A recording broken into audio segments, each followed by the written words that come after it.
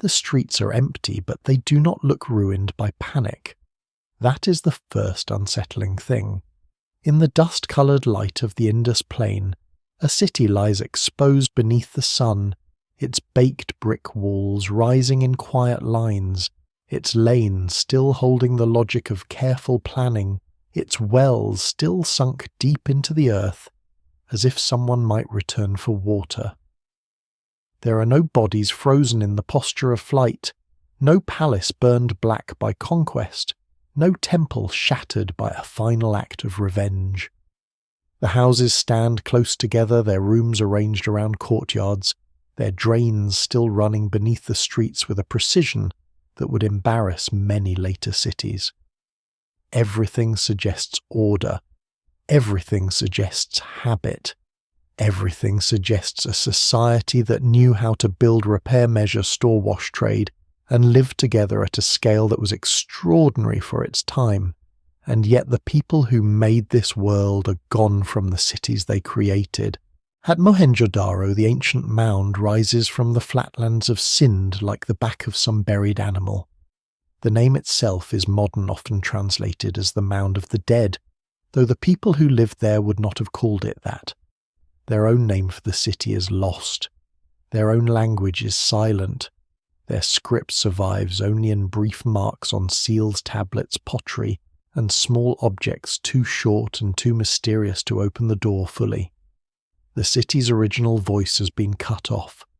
Archaeologists can map its streets and measure its bricks. They can study its drains, wells, granaries, platforms, beads, bones, tools, and ornaments. They can reconstruct the flow of water through neighborhoods and the movement of goods across deserts and seas. But when they reach for the mines behind the walls, the record becomes strangely thin. What survives in the record suggests a civilization of immense discipline and reach, but not one that wished to explain itself in monuments to kings. Before we go deeper, take a moment to like the video and subscribe if this is the kind of history and mystery you enjoy.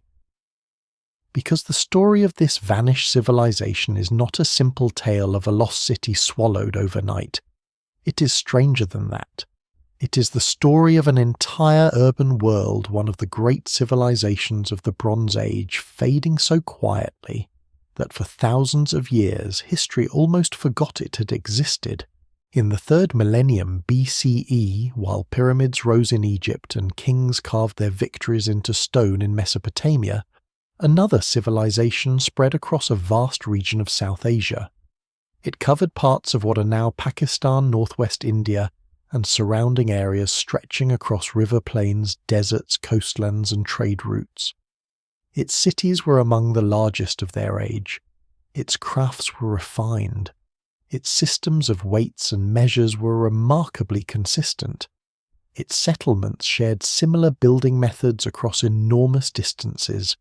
Its people traded with Mesopotamia, where texts speak of a distant land called Meluha, a place of exotic goods, carnelian wood, ivory, and perhaps merchants who spoke in unfamiliar tongues.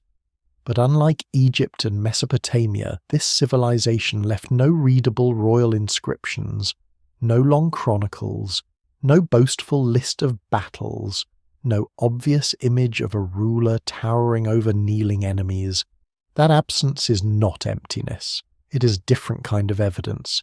It forces the modern world to look carefully at quieter things: brick sizes, drain covers, shell bangles, bead workshops, cattle bones, flood layers, abandoned wells, changing settlement patterns, and the faint signatures of ancient climate preserved in lake beds, caves, and river sediments. The Indus civilization does not tell its story in the way historians often wish civilizations would. It does not hand over a king list. It does not name its founders.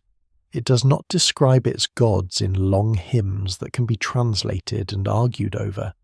It gives us instead a field of clues, scattered across hundreds of sites, many excavated only partly, many damaged by time, erosion, farming, brick robbing, and modern development. The evidence remains incomplete, and that incompleteness is part of the fascination. The mystery begins with the scale of what was lost. This was not a small isolated culture that disappeared in a forgotten valley. At its height, the Indus world was enormous. Its major cities, including Harappa and Mohenjo-daro, were connected to a wider network of towns, villages, ports, craft centres and farming communities. Some settlements stood near active rivers, others lay close to seasonal streams or trade corridors. At Dholavira, on the island-like landscape of Kadir in the Rann of Kutch, builders created reservoirs and water management systems in a harsh environment where survival depended on capturing every possible drop. At Lothal, often discussed as a possible port or trade centre, excavators found evidence of craft activity and long-distance exchange. At smaller sites, archaeologists find the quieter bones of the civilization storage jars, hearths, grinding stones, terracotta, figurines, beads, seals, and the traces of fields and animals that supported urban life. And then, after centuries of growth and stability, the urban system begins to change. The great cities lose their old coherence. Standardized weights become less common in some places. Long-distance trade networks shift. Certain crafts decline or move. Settlement patterns alter. Some urban centers shrink. Some areas are abandoned. Others continue in changed form. People do not vanish from the subcontinent, of course. There is no clean line where life stops. That is precisely what makes the story harder to tell. The Indus civilization does not collapse like a tower in a single moment. It loosens, it disperses, it transforms. The people seem to move, adapt and reorganize, leaving behind the large urban centers that once gave their world its visible shape. For a long time, the disappearance invited dramatic explanations. Some imagined invaders sweeping in from the northwest, destroying cities, and replacing one civilization with another. Others look for floods, earthquakes, epidemics, or sudden catastrophe. Popular theories have often filled the silence with whatever shape the age preferred: lost races, ancient wars, even claims far outside evidence. But archaeology has made the mystery more subtle, not less. No single explanation fully accounts for this. At some sites, flood damage matters. In some regions, rivers shift. In others, climate becomes drier and monsoon patterns weaken over time. Trade with Mesopotamia changes. Cities that depended on complex networks become harder to maintain. Social systems that once held together across huge distances may have become less useful in a changing landscape. The end, if it can even be called an end, was probably uneven, regional, and drawn out over generations. Imagine one of those generations living near the close of the urban age. A family in a brick house still draws water from a neighborhood well. A craft worker still drills carnelian beads with patient skill. A farmer still watches the sky for the monsoon. A trader still knows the value of standardized weights, though perhaps fewer merchants now arrive from distant places. Streets that were once maintained with strict regularity begin to show small signs of neglect. A drain is repaired less carefully.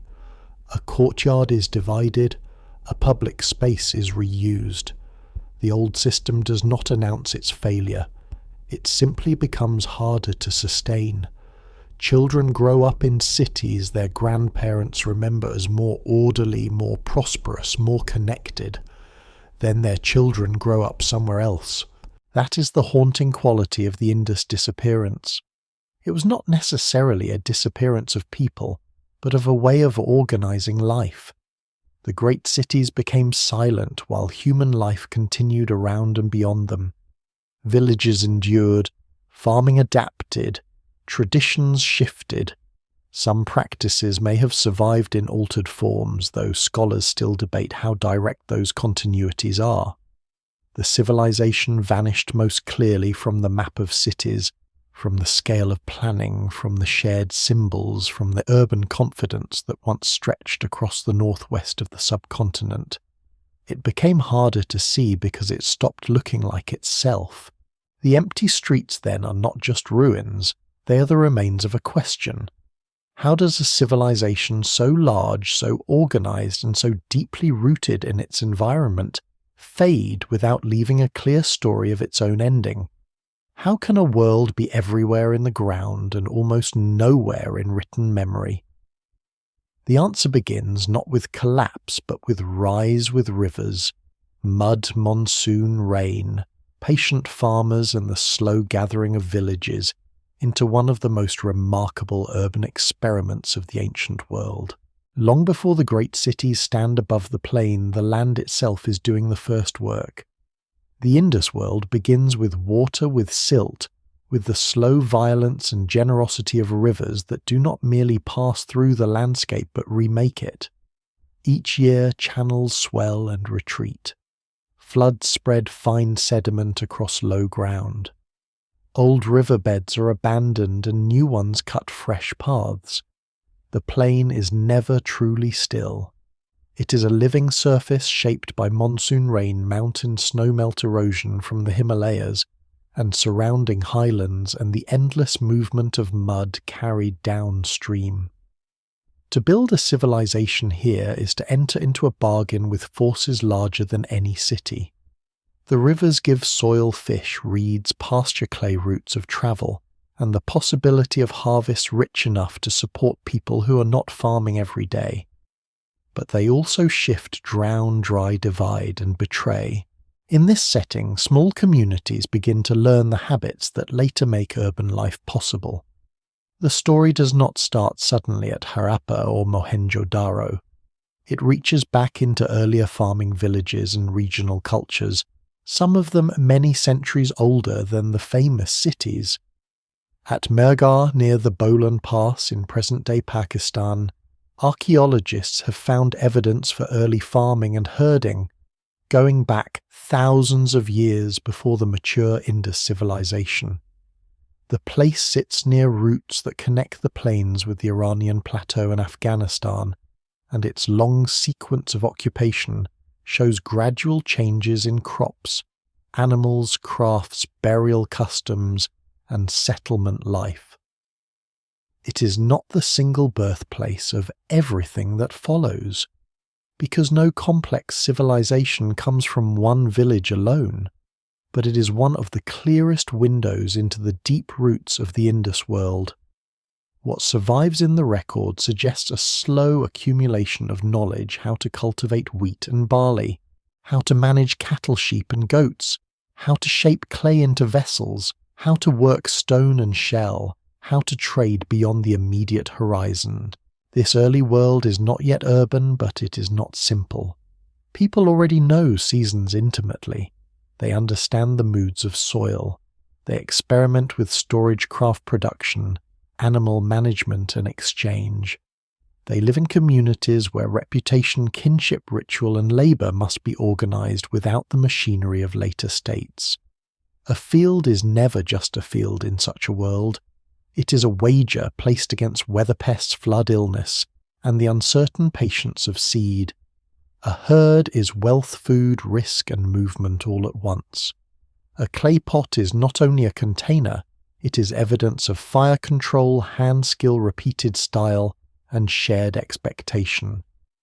These small things matter because cities do not appear from nowhere. A city is a concentration of habits that have already been tested in villages. Over time, the northwest of South Asia becomes a mosaic of settlements with increasing links between them. Some lie along river systems, others near passes, deserts, uplands, or coastlines. People move goods across considerable distances. They carry stone from one region, shell from another, metals from another, ideas from all directions. The Indus civilization, when it finally emerges in its mature form, is not an isolated miracle, but the visible peak of many long processes. It draws from local traditions and wider Bronze Age connections, yet it takes on a character unmistakably its own. Scholars still debate the details of how this integration happened, because the evidence is scattered and uneven, But by the middle of the 3rd millennium BCE, something extraordinary is underway. Across a vast zone, communities begin sharing similar urban forms, craft standards, weights, symbols, and ways of building. The result is not a loose collection of unrelated towns. It becomes a civilization with a recognizable cultural grammar. That grammar is written first in brick. The Indus people make extensive use of baked brick in major settlements, often following standardized proportions. In a world where every brick requires clay shaping, drying fuel, firing transport, and labor standardization is not a trivial detail. It hints at shared measurements, trained workers, expectations of quality, and perhaps authorities or traditions strong enough to keep building practices consistent over long distances. A brick does not need to carry a royal name to reveal organization. Its dimensions can speak quietly of coordination. When the same proportions appear again and again, they suggest a society that values repeatable order. But the rise of the Indus civilization is not only technical, it is environmental. The river plains make surplus possible, and surplus changes human life. When harvest can feed more than the household that produces them, some people can specialize. A person can become a beadmaker, a potter, a trader, a builder, a seal carver, a boatman, a metalworker, a supervisor, perhaps a ritual specialist, perhaps an administrator whose tools were perishable, or whose title remains invisible to us. Stored grain and managed herds support larger populations.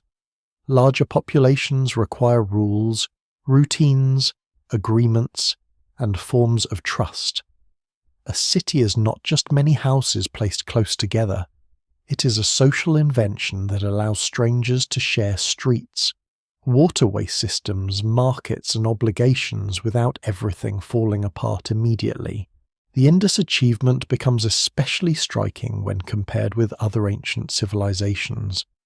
In Egypt, the Nile's annual flood creates a narrow ribbon of agricultural abundance, framed by desert and royal power, eventually expresses itself through tombs and temples built on a scale meant to overwhelm.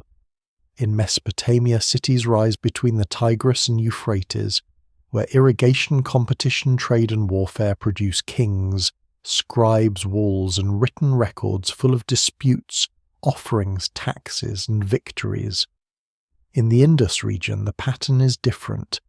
The civilization grows across a broader and more varied landscape, with major cities and many smaller settlements linked by shared practices, yet it leaves far fewer signs of visible rulers. The absence may be misleading. Power can hide in institutions, councils, merchants, landholding groups, ritual authorities, or administrative systems that do not carve their names into stone. Still, the contrast remains one of the great puzzles. As villages grow into towns and towns into cities, the landscape fills with human intention. Mud and brick platforms rise above flood-prone ground. Streets are laid out with unusual regularity. Wells are dug in great numbers. Drainage systems carry wastewater away from homes. Craft neighborhoods develop. Storage areas, courtyards, and public structures appear. In some places, citadel-like mounds stand higher than surrounding neighborhoods, though the word citadel can be deceptive if it suggests castles or military strongholds in a later sense. These raised areas may have held public buildings, ritual spaces, storage facilities, or administrative structures, but their exact functions remain debated. The evidence remains incomplete, and the Indus world refuses to simplify itself for modern labels. What is clear is that by around 2600 BCE, the mature phase of the civilization is fully visible. Harappa in the Punjab and Mohenjo-Daro in Sindh become major urban centres. Dholavira develops an impressive system of water management in the challenging environment of Kutch. Ganweriwala, though less excavated, appears to have been another large centre in the Cholistan region. Rakhigarhi in present-day Haryana grows into one of the major sites of the eastern zone. Around them are hundreds of smaller settlements, each part of a wider system that is still being mapped and understood. The scale is immense.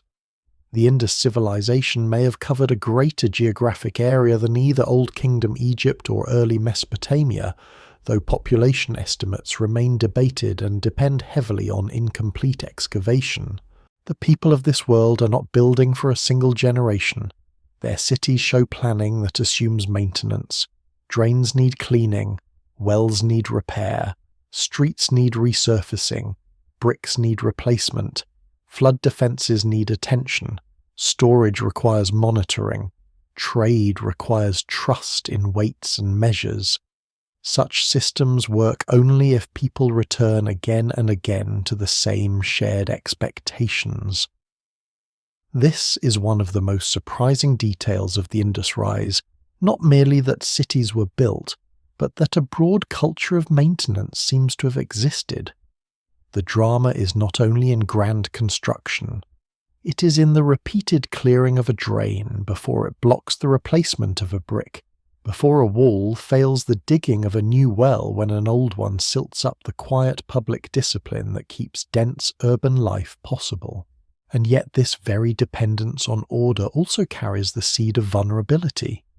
A civilization spread across rivers and trade routes must keep many things working at once.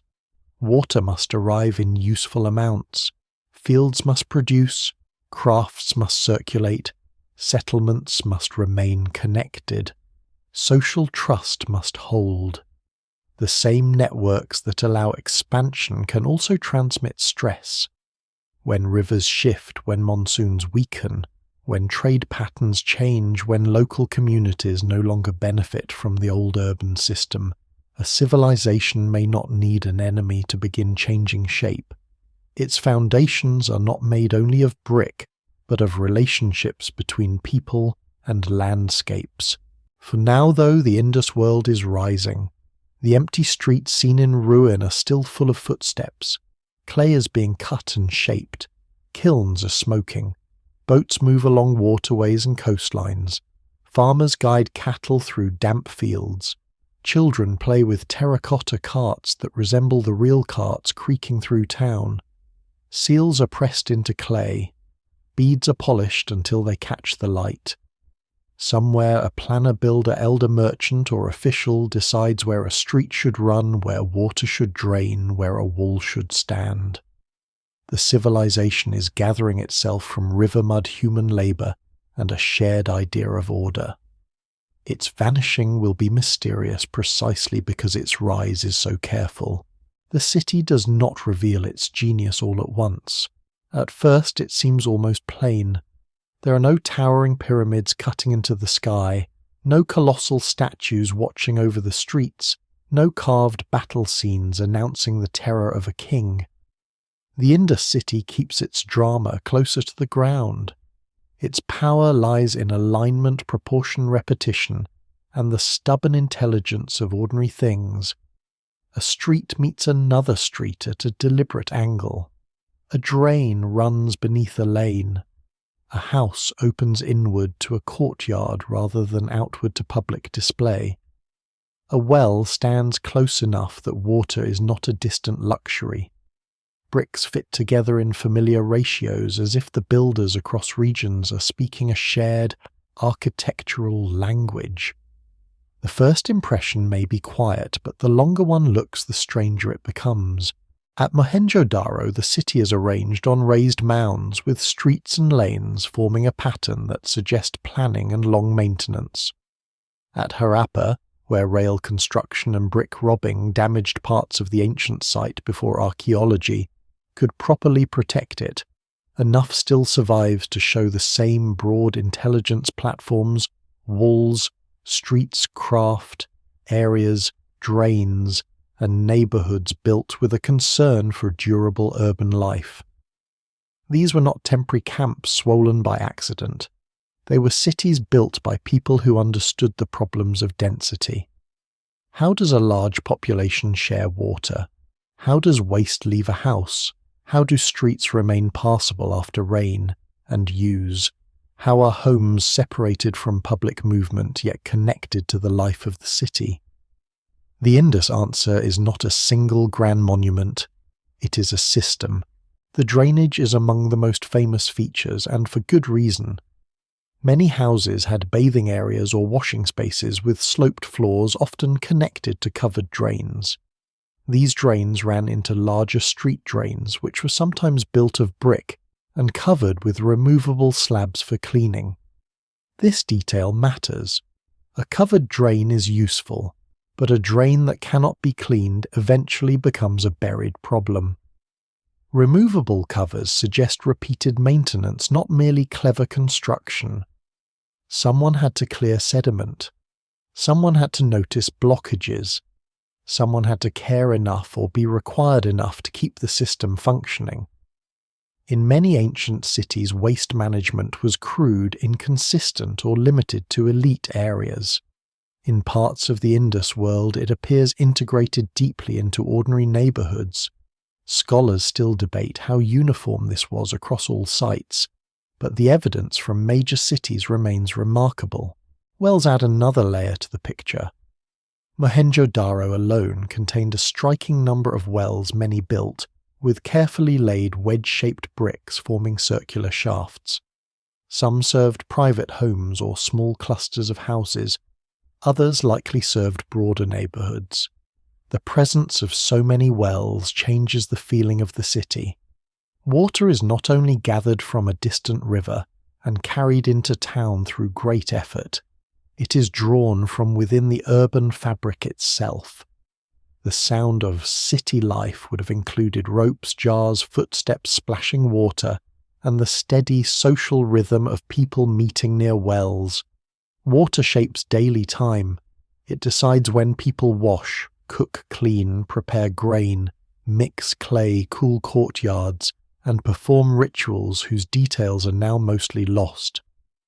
The wells are practical, but in a civilization so attentive to cleanliness and water control practicality, and meaning may have overlapped in ways the evidence cannot fully separate, the houses themselves speak with restraint. Many are built around courtyards with rooms arranged inward. This layout offers privacy, shade, ventilation, and controlled access. From the street, a house may not reveal much about the wealth or identity of those inside. There are larger houses and smaller houses, differences in access to wells, variations in craft activity and storage, but the overall impression is not one of extreme royal display. The city seems to value controlled movement and domestic privacy. Doors often open onto side lanes rather than main streets. Staircases suggest upper floors in some buildings. Thick walls may have supported additional stories or helped regulate temperature. In the heat of the Indus plain architecture is also climate technology. Shade airflow, brick, mass courtyard space, and water access are not luxuries. They are survival made into design. Then there is the famous Great Bath at Mohenjo-Daro, one of the most evocative structures in the entire Indus world. Built of finely fitted brick, sealed with bitumen in places, and surrounded by rooms and colonnaded spaces, it appears to have held water deliberately and impressively. Its exact purpose remains uncertain. It may have been used for ritual bathing, communal ceremonies, elite gatherings, or some form of purification practice. No single explanation fully accounts for its place in the city, but it clearly required planning, labour, and care.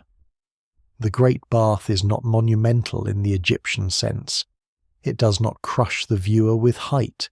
Instead, it draws attention downward toward water contained within brick, toward the controlled surface of a pool in a city obsessed with channels, wells, and washing.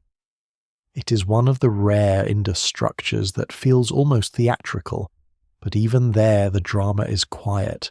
Other large buildings are more difficult to interpret. Archaeologists have identified structures once called granaries, assembly halls, colleges, or administrative buildings, but many of these labels are debated. Early excavators often borrowed terms from better-known civilizations or from their own expectations of what an ancient city should contain. A large building became a granary because a city was expected to have centralized grain storage. A raised mound became a citadel because cities were expected to have defensive or elite centers. Later research has been more cautious. Some structures may indeed have served storage, administration, public gathering, ritual, or craft purposes, but the Indus record rarely gives the kind of direct evidence that would settle the matter.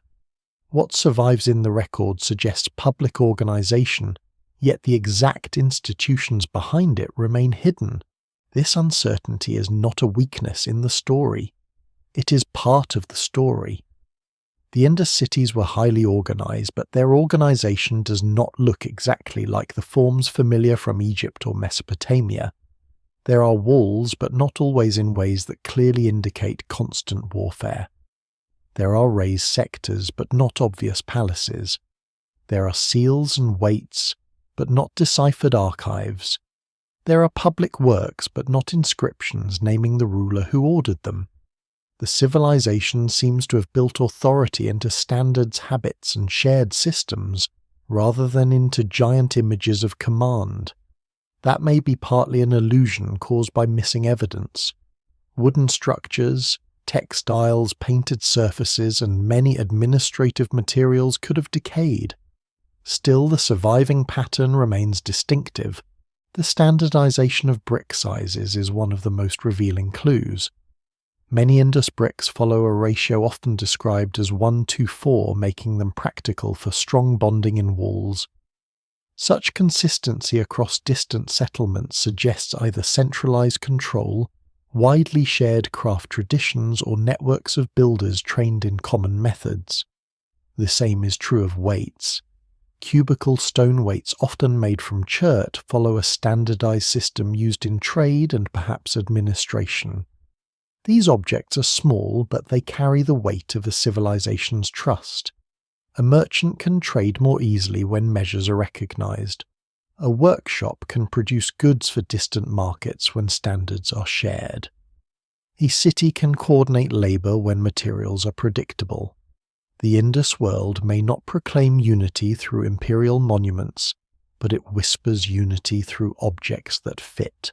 At Dolavira, the genius of order takes a different form.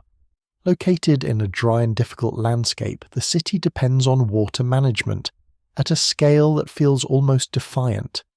Reservoirs, channels, dams, and stone-lined systems capture seasonal runoff and make urban life possible where the margin for error is narrow.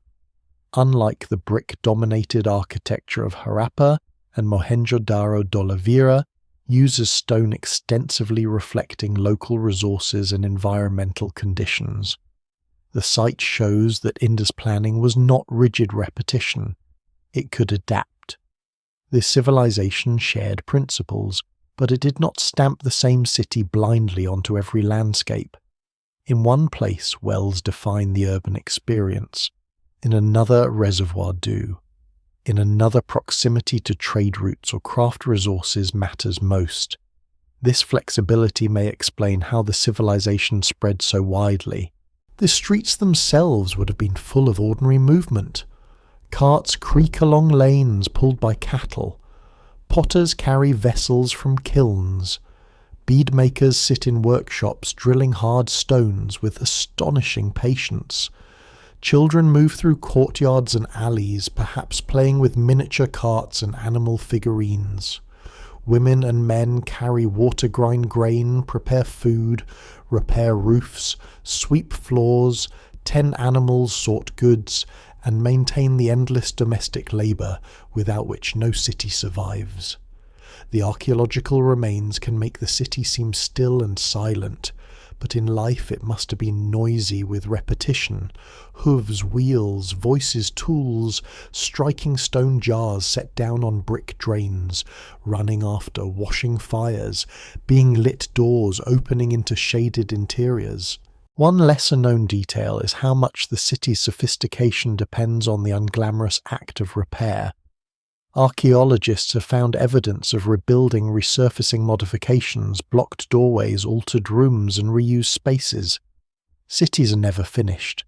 They're argued with across generations. A wall is raised, then strengthened.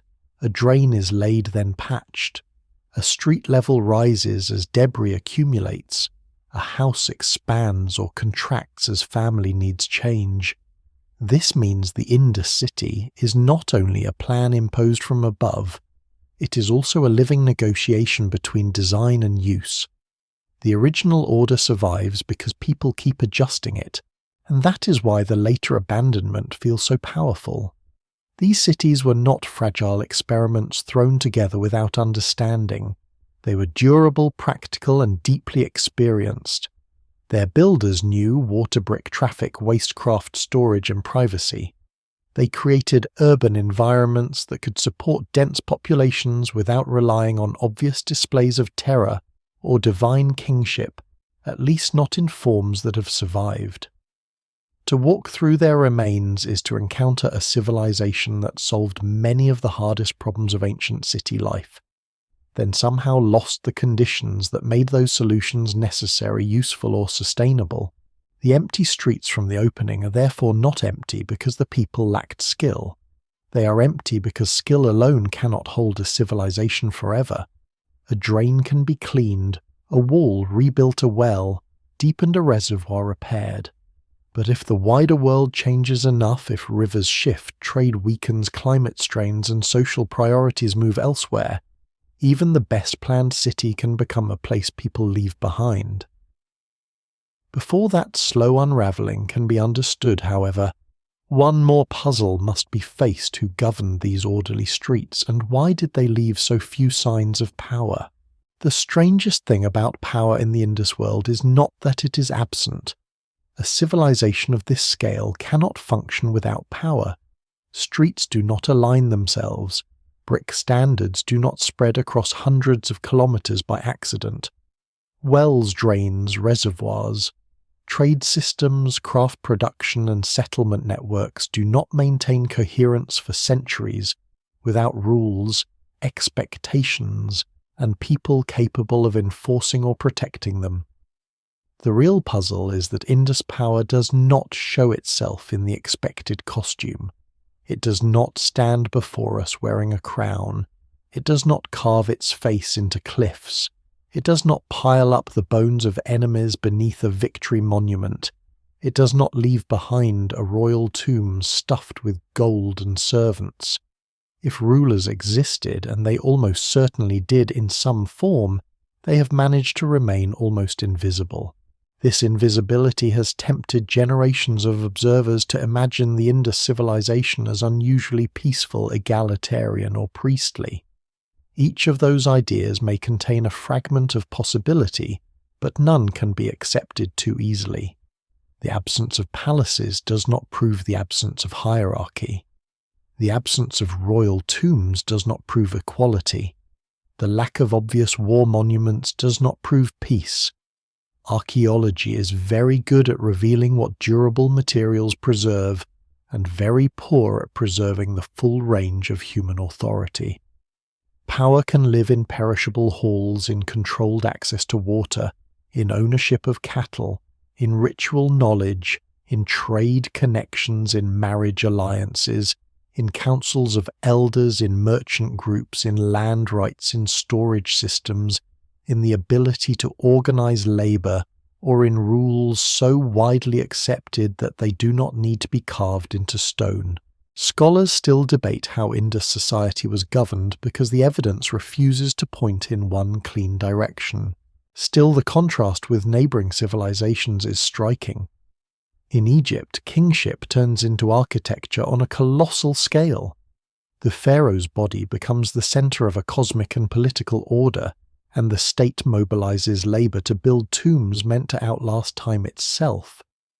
In Mesopotamia, rulers name themselves in inscriptions, boast of walls and temples, fight over cities, dedicate objects to gods, and fill clay tablets with the practical paperwork of administration.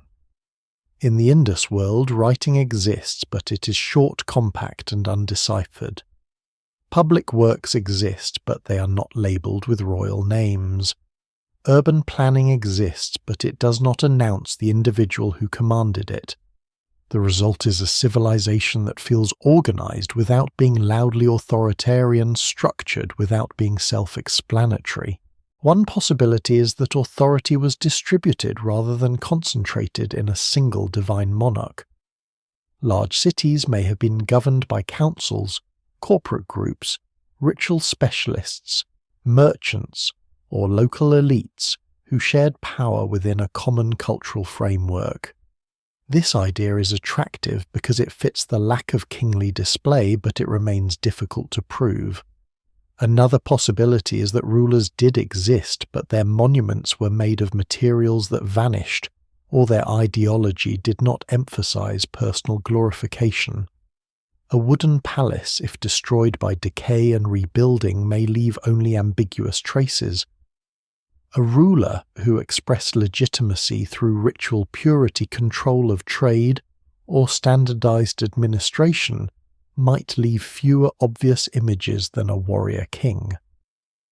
No single explanation fully accounts for this, but the surviving evidence suggests that Indus authority was unusually restrained in its visible self-presentation.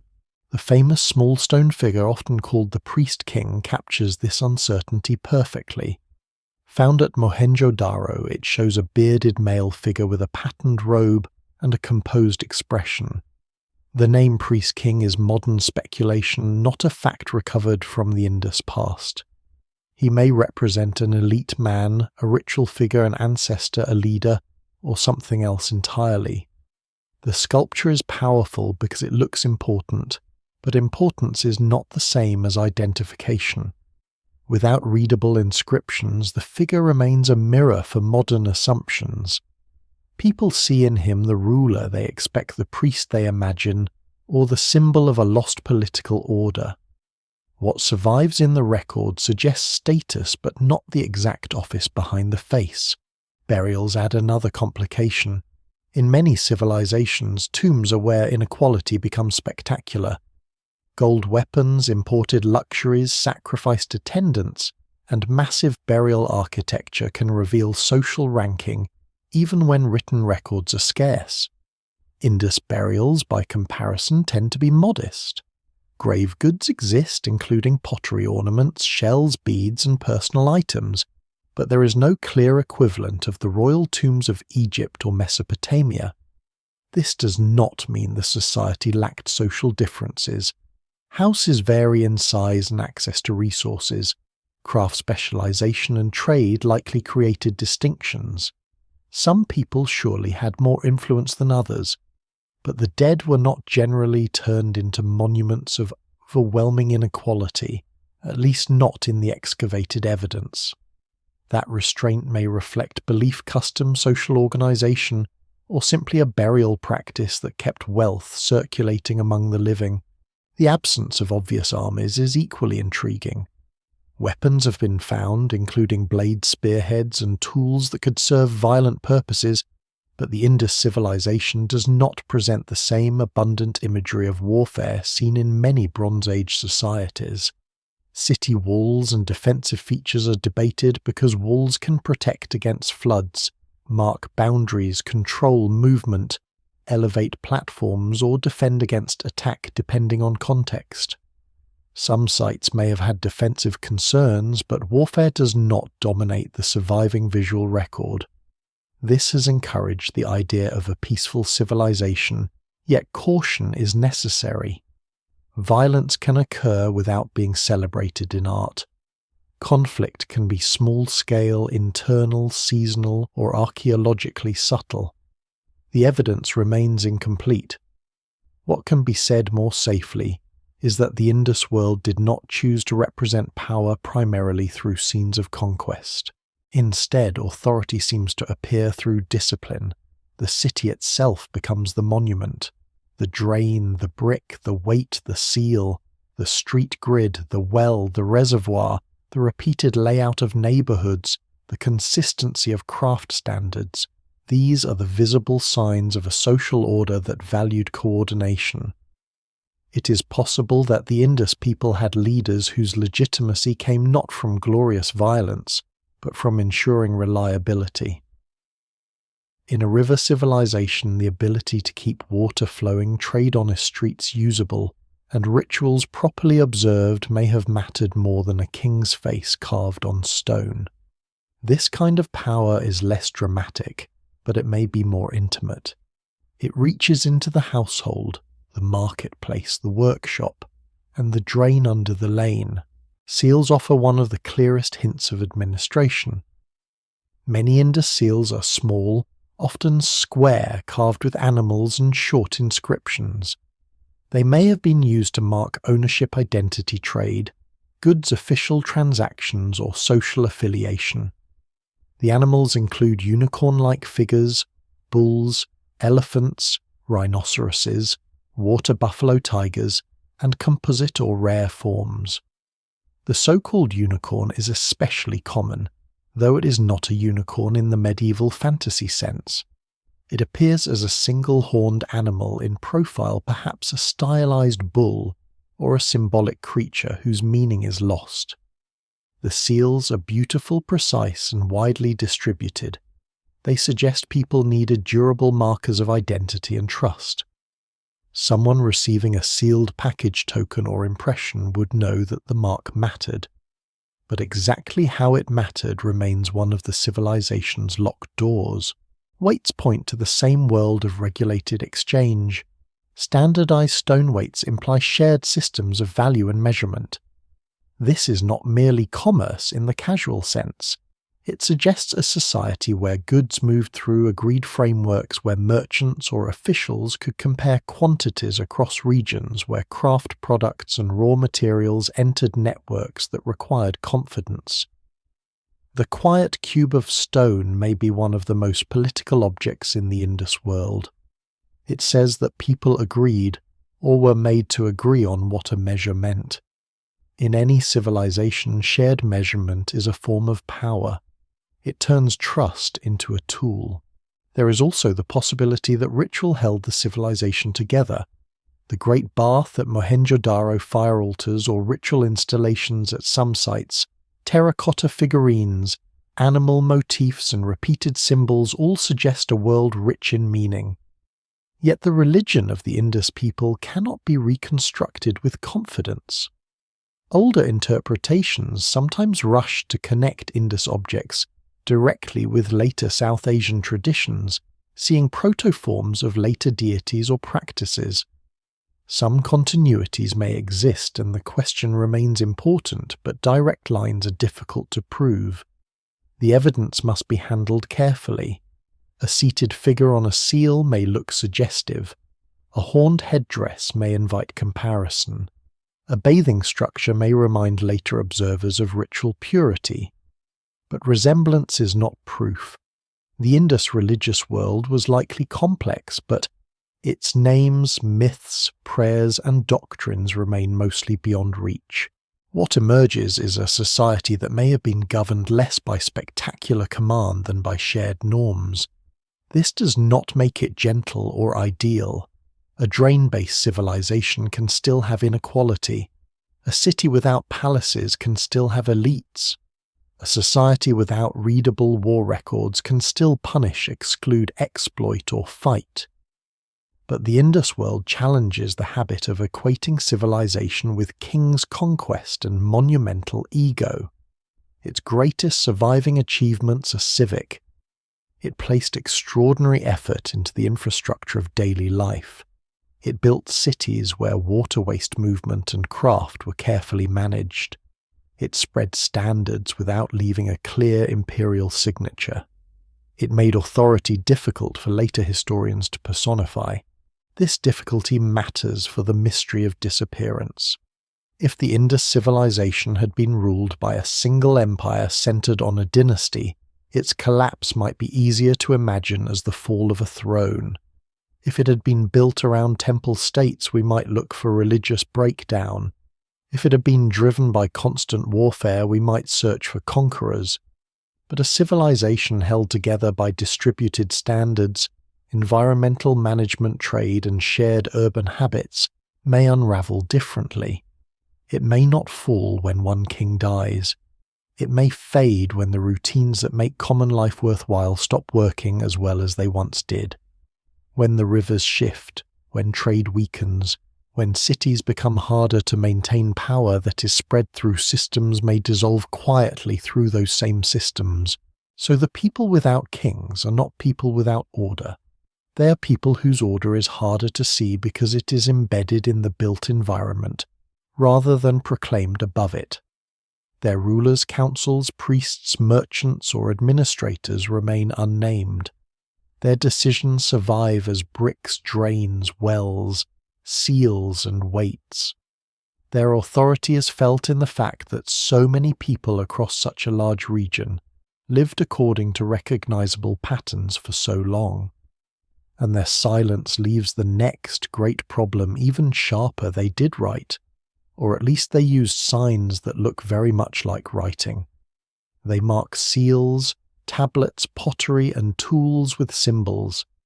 They left behind thousands of tiny messages, but those messages still refuse to speak. The Indus civilization is not silent because it left no marks. It is silent because the marks remain locked. Across the ruins of its cities and settlements, archaeologists have found thousands of inscriptions, usually brief, usually carved or impressed on small objects, and usually carrying just enough pattern to suggest meaning without enough length to reveal it. They appear on seals, sealings, copper tablets, pottery, ivory or bone objects, tools, and small pieces whose purposes are still debated. A few signs arranged above an animal, a short sequence scratched onto a jar, a tiny tablet carrying symbols that must once have been understood immediately by someone standing in a workshop, a storehouse, a market, or an administrative space. The signs are there, the human intention is there, but the voice behind them has not crossed the distance. This is one of the most frustrating facts in archaeology. A civilization can be massive, technically advanced, widely connected, and still remain partly unreadable if its writing system resists decipherment. Egypt had the Rosetta Stone. Mesopotamia had long clay tablets and multilingual inscriptions.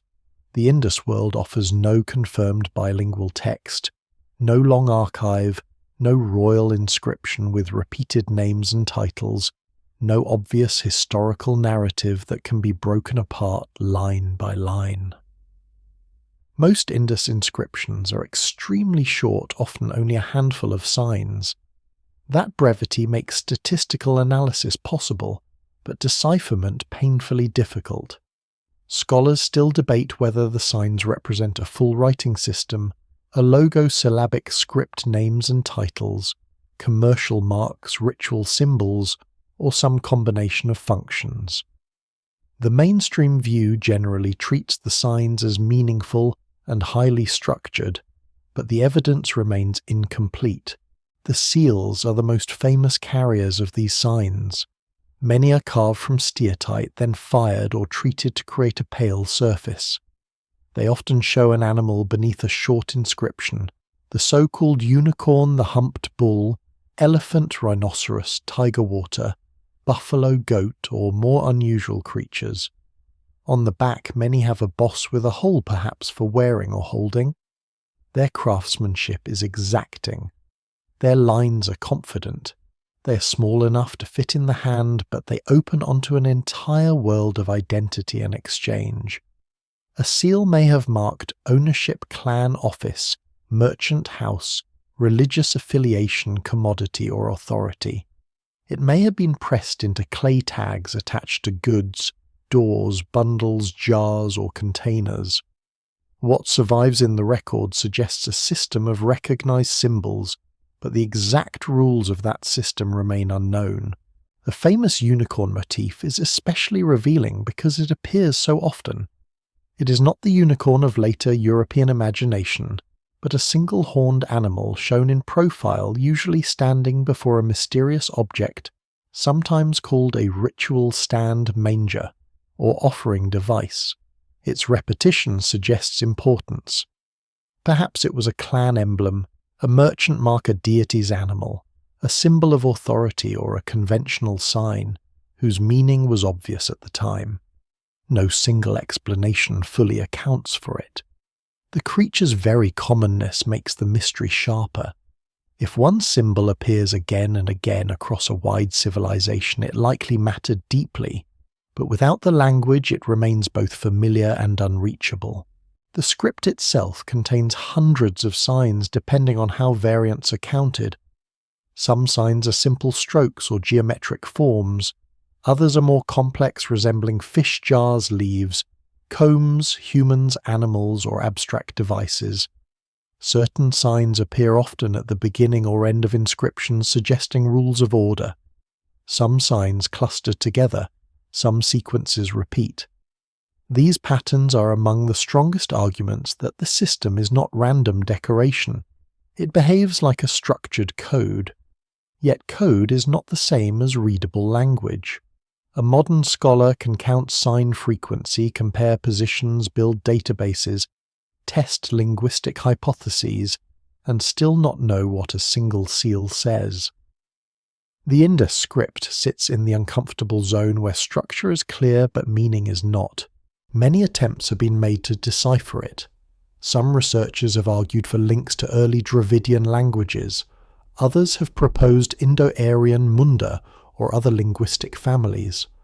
Some approaches compare signs with later symbols, religious terms, agricultural words, star names, titles, or place names. A few have suggested the signs may not encode spoken language in the way familiar scripts do, but may instead form a non-linguistic symbol system. That last view remains disputed, especially because many inscriptions show ordering patterns that resemble writing. The difficulty is that without a known language, without long texts, and without a bilingual inscription, almost any proposed reading can become circular. It can sound persuasive while resting on assumptions that cannot be independently tested.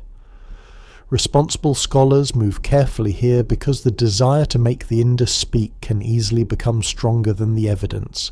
One lesser-known detail is that Indus writing, if writing is the right word, seems to have been used in a very specific way. It was not carved across public walls in long proclamations. It was not preserved on thousands of clay tablets like Mesopotamian accounting records. It was not painted in surviving tombs. It appears mostly on small, portable, administrative, commercial, or symbolic objects. That suggests either the civilization used writing differently from its neighbours, or that many writing materials have disappeared. Perhaps longer texts were written on palm leaves, cloth bark, wood, leather, or other perishable media that did not survive the climate and soil. This is possible, but unproven.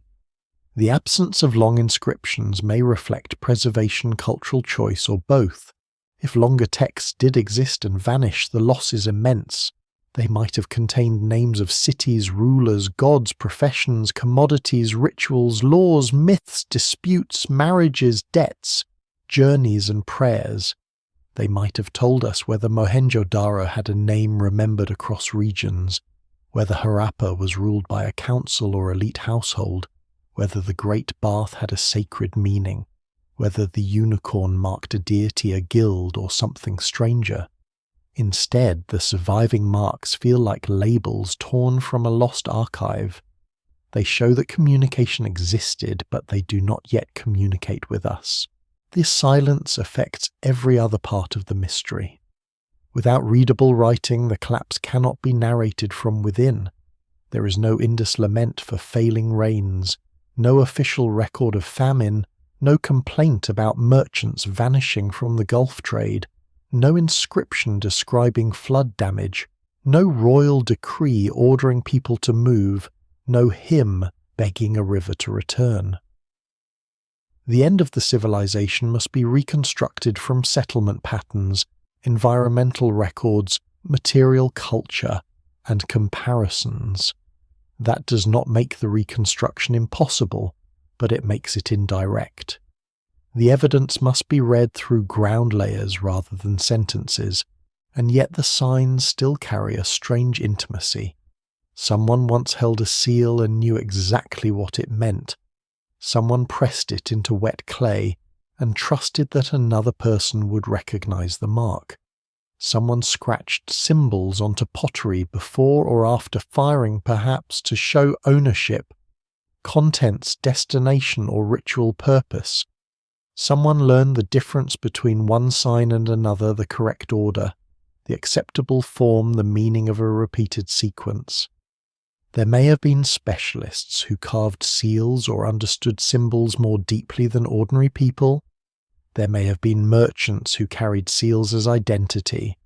There may have been officials who checked goods by their marks. In that sense, the undeciphered script does not make the Indus people distant. It makes them painfully close. Their handwriting is in front of us, but the language has slipped away. The script also raises a deeper question about civilization itself. Modern people often measure ancient complexity by texts, laws, myths, and named rulers. The Indus civilization warns against that habit. Here is a world that achieved large cities, long-distance trade, technical precision, and social coordination without leaving readable narratives. It reminds us that writing is not only a tool of memory, it is also a fragile technology of survival. If the wrong materials decay, if a language dies, if no translation key remains, an entire civilization can lose its voice while its bricks remain standing. So the Indus signs are not a minor puzzle for specialists.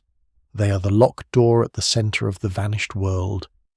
Behind them may be names, beliefs, jokes, rules, accounts, warnings, and identities. Behind them may be the answer to whether the people saw themselves as one civilization at all, or as many communities tied together by shared practices. Behind them may be clues to why the urban order eventually changed. But until the script yields, the Indus world must be approached by other routes through its goods, its roads, its rivers, and the surprising reach of its trade across the ancient world. The Indus world was never sealed inside its river plains. However quiet its cities may seem in ruin, the civilization lived within a wide web of movement. Goods travelled out, foreign materials came in, ideas likely crossed with them, though ideas are harder to trace than beads or shells. The people of Harappa, Mohenjo-daro, Dholavira, Lothal, and countless smaller settlements were not isolated builders of brick towns, staring only at their own rivers. They belonged to the Bronze Age world, and the Bronze Age world was more connected than it first appears. Across deserts, mountains, coastlines and seas, merchants and travellers moved precious stones, metals, timber, shell, textiles, grains, animals, oils, and crafted objects. The routes were difficult, sometimes dangerous, often seasonal, but they tied distant societies into a shared economy of desire and necessity. To the west in Mesopotamia, scribes wrote of a land called Meluha. The identification of Meluha with the Indus region is widely accepted, though details remain debated. Mesopotamian texts mention Meluhan goods, Meluhan ships, and even people associated with Meluha living or working in Mesopotamian cities. The word itself feels like a rare echo of the Indus world passing through someone else's language. Since the Indus script remains unread, Meluha is one of the few names that may point toward how outsiders recognized this civilization. But it is an outsider's name filtered through Mesopotamian writing and imagination. It gives a glimpse, not a self-portrait. What moved along these routes was not random luxury alone.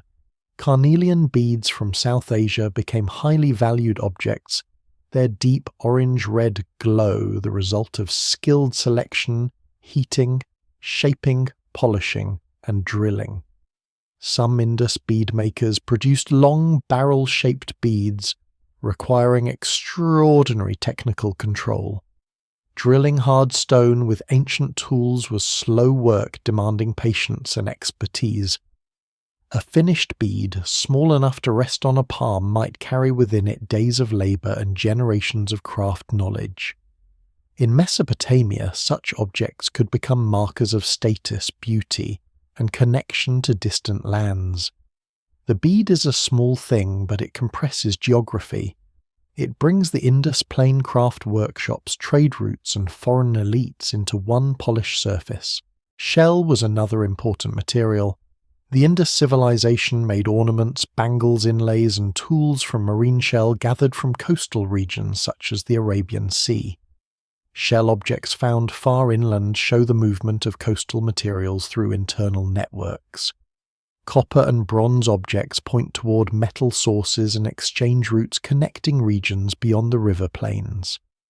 Lapis lazuli from Afghanistan travelled widely in the ancient world, and while the Indus role in that network is complex, the broader geography of trade placed Indus communities near routes linking Central Asia, Iran, Mesopotamia, and the Arabian Sea.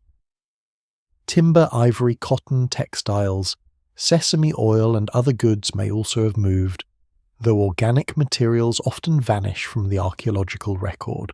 Cotton deserves special attention. The Indus region is among the earliest places where cotton was cultivated and used for textiles. In a world where surviving cloth is rare, this is an easy detail to underestimate. Textiles may have been one of the civilization's most important products, yet almost none survive. A trade network built partly on cloth can disappear archaeologically in a way a trade network built on stone cannot. If Indus merchants exported cotton textiles, dyed fabrics, or woven goods, their economic importance may be far greater than the surviving objects suggest. What survives in the record is biased towards stone, metal, shell ceramic, and fired materials. The soft wealth of the ancient world often rots away. The sea routes were especially important. Ships from the Indus region likely moved along the coast toward the Persian Gulf, stopping at places in Makran, Oman, Bahrain, and southern Mesopotamia. The Gulf was not an empty blue gap, but a corridor with islands, ports, fishing communities, and exchange centres. Dilmun, often associated with Bahrain and nearby regions, appears in Mesopotamian texts as a major trading intermediary. Magan, usually linked with Oman, was known for copper. Meluhha, farther away, represented the distant eastern edge of this connected maritime world. The Indus civilization was not merely sending goods overland. It was part of a seaborne system that required boat-building navigation, seasonal knowledge, and trust between people who may not have shared a language. This raises a vivid scene that archaeology can only partly recover. Imagine an Indus merchant or crew member arriving in a Mesopotamian port. The air smells different. Salt mud brick, bitumen animals, smoke unfamiliar foods. The language around him is not his own. Clay tablets are being marked by scribes in cuneiform. Goods are checked, weighed, sealed, negotiated. A translator may be necessary. Mesopotamian texts even refer to a Melahan interpreter, a small but fascinating clue that people from the Indus world were present enough to need mediation. One can almost see the seal changing hands, the weight set out, the goods inspected, the gestures of trust and suspicion that accompany trade in every age. The evidence remains incomplete, but the human situation is easy to understand. Distance creates value, but it also creates risk. Within the Indus world itself, trade required internal coordination. Raw materials did not all exist near major cities. Stone for beads, shell from coasts, metals from distant sources, timber from specific ecological zones, and agricultural goods from rural hinterlands had to move through networks of production and exchange. Cities depended on villages and pastoral communities. Workshops depended on miners, herders, farmers, woodcutters, boatmen, and traders.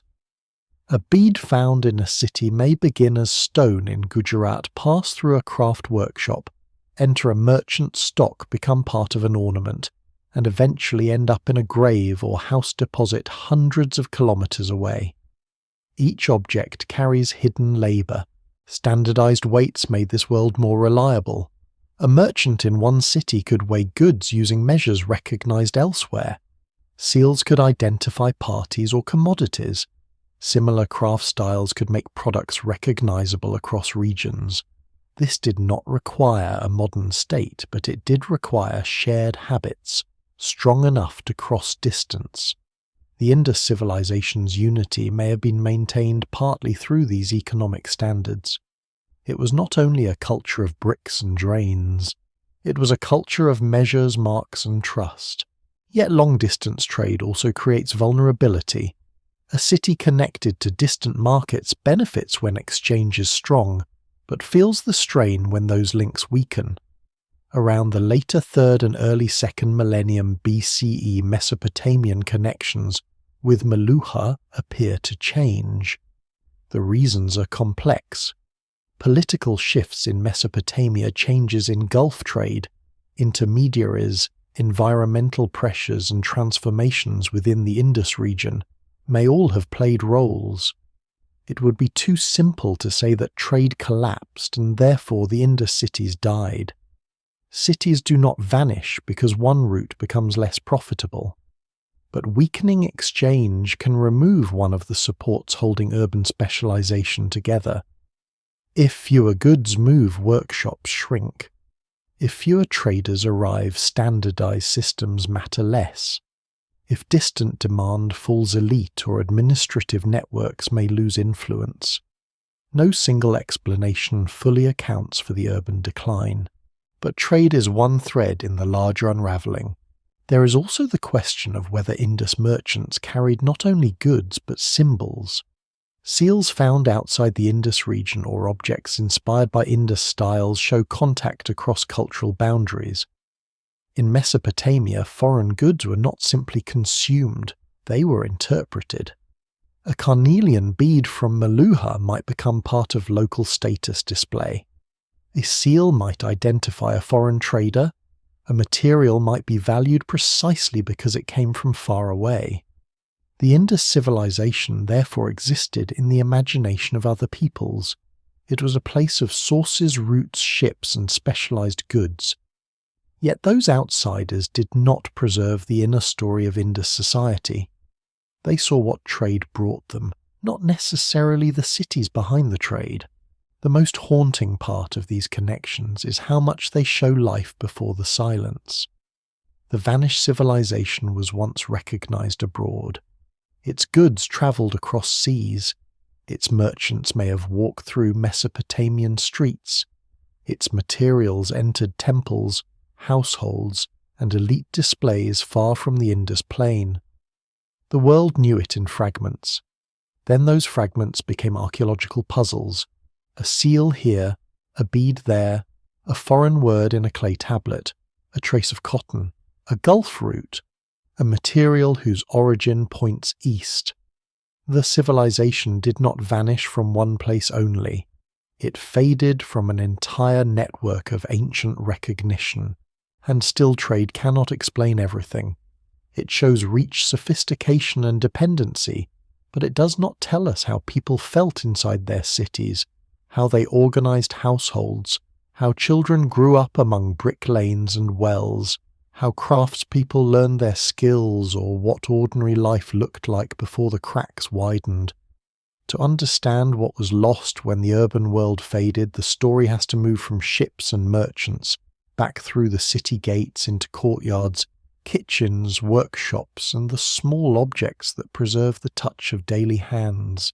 Inside the brick houses of the Indus cities, history becomes smaller but not less mysterious.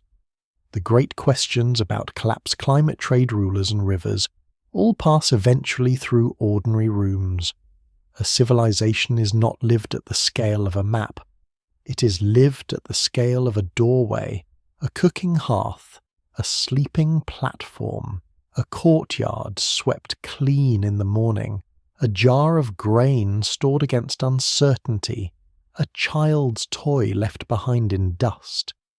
The Indus people did not experience themselves as an archaeological problem. They woke, washed, worked, ate, repaired, worried, traded, celebrated, buried their dead, and taught their children the habits of a world that must have felt permanent while it lasted. The houses suggest lives organised around privacy and routine. Many urban homes opened into courtyards with rooms arranged inward rather than toward the street. That simple design says a great deal. The street was shared space, active and public, but the inner house was controlled. Courtyards brought light and air into dense neighbourhoods. They allowed cooking, craft work, storage, conversation and domestic labour to happen away from the noise of traffic. In hot climates, such spaces soften the day. Walls absorb heat, shade, move slowly, and household life follows the changing angle of the sun. The architecture does not tell us names, but it reveals the shape of repeated days.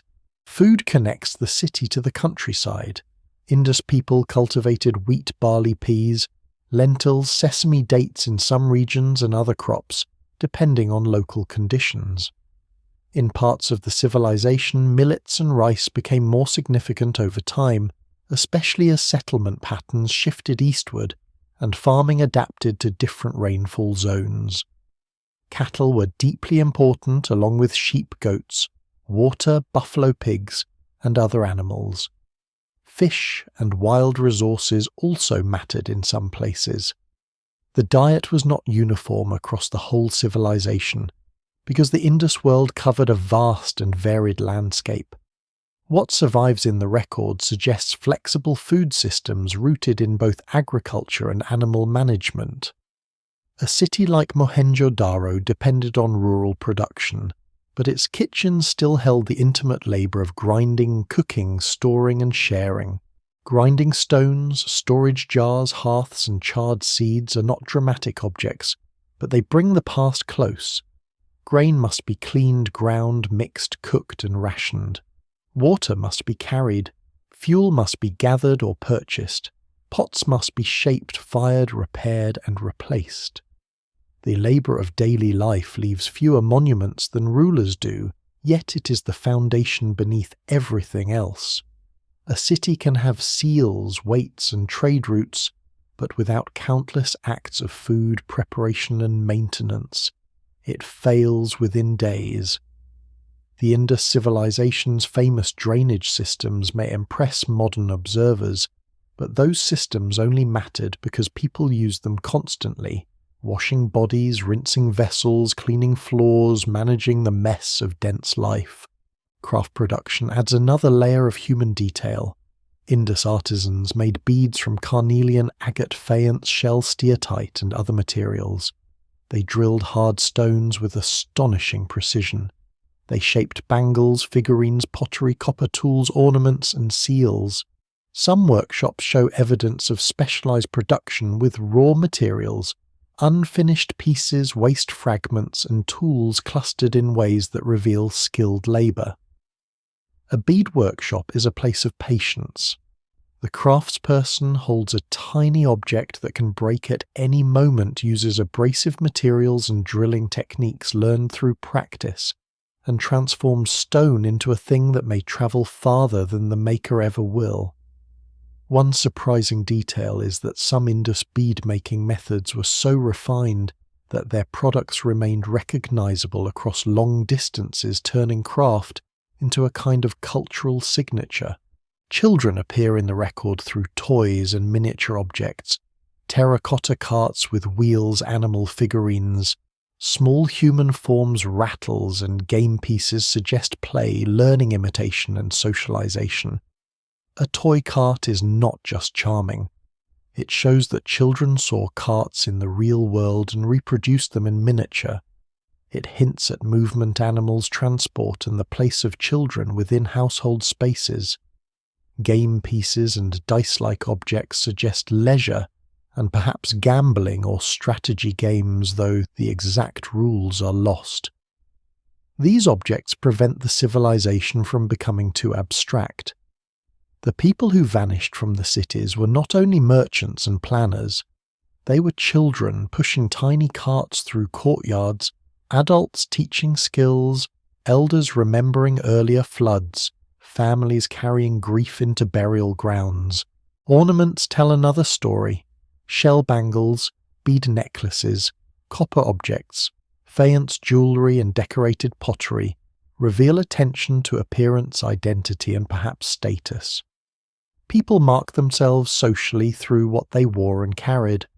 Some ornaments may have indicated age, gender, community, wealth, profession, marital status, ritual role, or personal taste.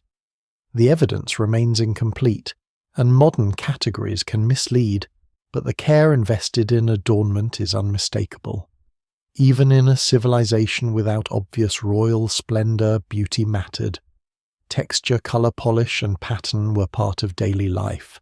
Burial customs are varied but generally restrained compared with the spectacular tombs of some other ancient societies. Cemeteries associated with Harappan sites contain extended burials, pottery offerings, ornaments, and occasional personal goods. The dead were treated with care, but not usually transformed into monuments of overwhelming wealth. This has often been used to argue for limited inequality, though caution is needed. A society may express status in life more than death, or dispose of bodies in ways that leave little archaeological trace.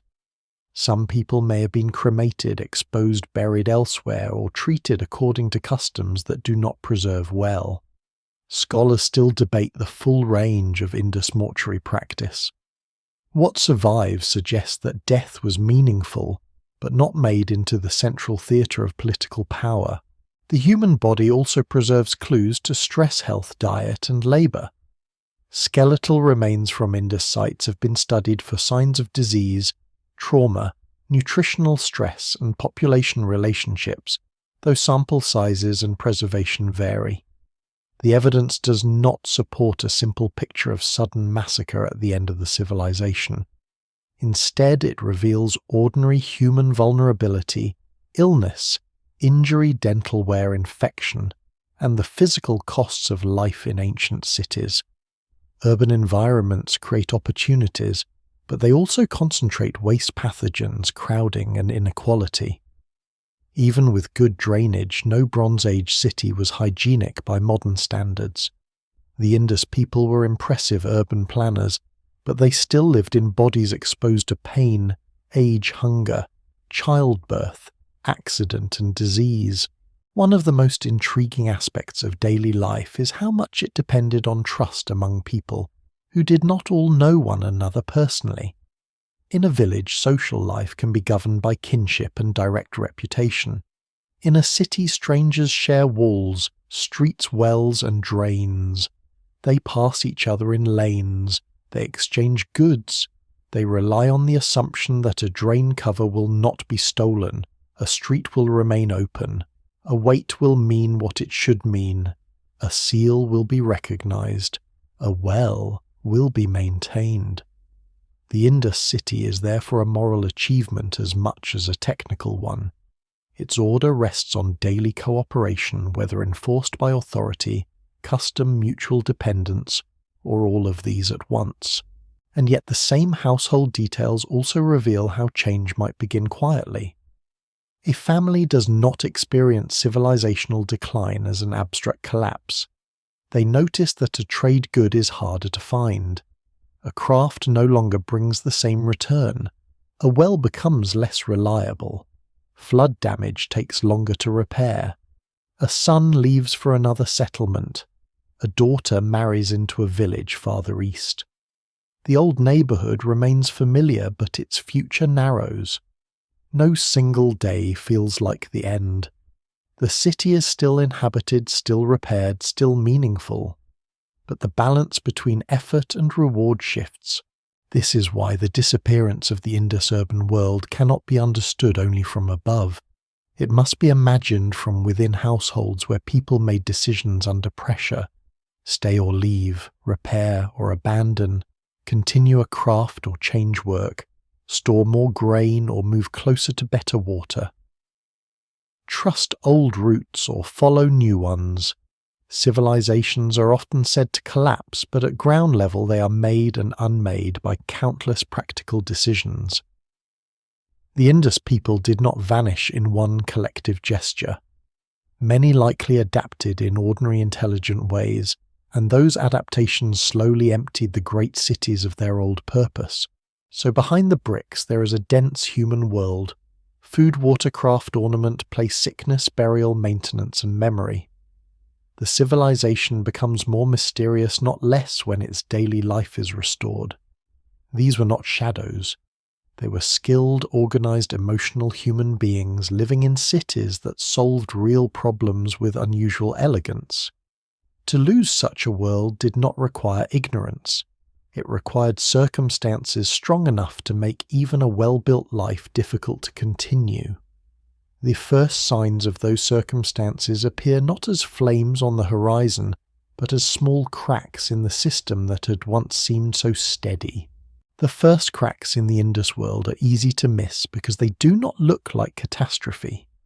There is no single ash layer spread across every city, no universal sign of slaughter, no sudden break where one people disappears and another arrives overnight. The change begins unevenly, almost politely, in the archaeological record. A settlement shrinks here. A craft tradition alters there. A trade connection weakens. A neighborhood is rebuilt with less precision. A standardized object becomes less common. A large city remains inhabited, but its old pattern starts to loosen. The civilization does not fall silent all at once. It begins to lose the habits that once made it recognizable. For centuries, the mature Indus system had depended on shared standards. Brick proportions, seals, weights, craft styles, settlement planning and long-distance exchange created a broad cultural unity across a huge region. But after around 1900 BCE, in many areas that unity changes. Archaeologists often call this the late Harappan period, though the label covers many regional developments, rather than one simple decline. Some places continue, some transform, some are abandoned. Some new settlements appear in different zones. The old urban centres no longer dominate in the same way. What survives in the record suggests not one collapse, but a reorganisation of life. At Harappa, later levels show changes in material culture and settlement use. At Mohenjo-Daro, evidence points to altered occupation rebuilding and eventual decline. Some streets and houses that once fit into a carefully maintained urban grid become modified in ways that seem less coordinated. In parts of the wider Indus region, standardized weights and seals become rarer. Long, finely made carnelian beads are less common than before. Certain types of pottery change. Large-scale urban planning gives way to more localized traditions. These are not the dramatic signs that storytellers usually want, but they are exactly the kinds of signs archaeologists take seriously. Civilizations can die by losing standardization. That loss matters because standardization is social glue. A shared weight system allows trade to operate across distance. A shared brick ratio allows building methods to circulate. A shared seal tradition allows identity and authority to be recognized beyond one neighborhood. When those standards weaken, it may mean that the networks behind them are weakening too. People may still be alive, skilled and active, but they are no longer participating in the same large system. Local life continues while the larger civilization becomes harder to see. This is one reason the Indus disappearance feels so strange. It is not the disappearance of human presence. It is the disappearance of scale. Trade offers one visible sign of stress. Contacts with Mesopotamia and the Gulf appear to diminish or change over time. The reasons were likely complex. Mesopotamian politics shifted. Gulf intermediaries changed. Maritime exchange may have been disrupted by economic or environmental pressures. Demand for certain goods may have fallen. Within the Indus region, urban workshops that once produced for broad networks may have lost some of their markets. No single explanation fully accounts for this, but weakening long-distance trade could have made city life less profitable for certain specialists and elites. A bead maker whose products once travelled to distant ports might find fewer buyers. A merchant whose authority depended on recognised seals and weights might find the old marks less useful. A craft quarter might continue for a while, then shrink, then disappear into ordinary domestic space. Internal trade may also have changed. Large cities depend on steady flows of food, fuel, raw materials and labour from surrounding regions. If rural communities began to shift their priorities, if river routes became less reliable, or if environmental stress made surplus harder to produce, urban centres would feel the pressure. Cities are hungry machines. They require grain, water animals, timber, clay reeds, metals, stone shell, and people willing to keep bringing them in. The Indo-cities were efficient, but efficiency does not remove dependency. It only organises it. When the countryside changes, the city changes. There are signs that settlement patterns shifted eastward and towards smaller communities in some regions. This does not mean everyone packed their belongings and marched in one direction. Human movement is rarely that simple. Families may have relocated over generations. Pastoral groups may have adjusted routes. Farmers may have followed more reliable rainfall or river conditions. Craft specialists may have joined smaller towns. Some urban residents may have stayed in declining neighbourhoods for a long time while others left early. The evidence remains incomplete, but the broad picture suggests dispersal rather than sudden extermination. The urban Indus world becomes less concentrated. A less known but important detail is that decline did not mean cultural emptiness.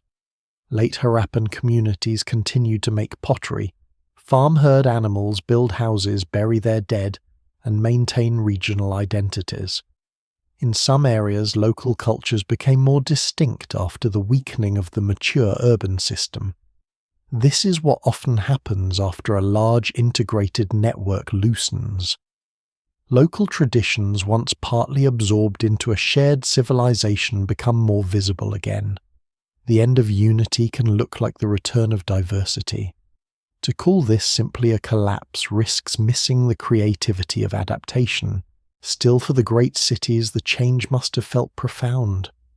Imagine a street in Mohenjo-daro, where houses are still occupied, but fewer goods arrive from distant regions. A drain that once served a well-maintained lane begins to clog more often. A workshop that once produced standardized items now makes simpler goods for local use.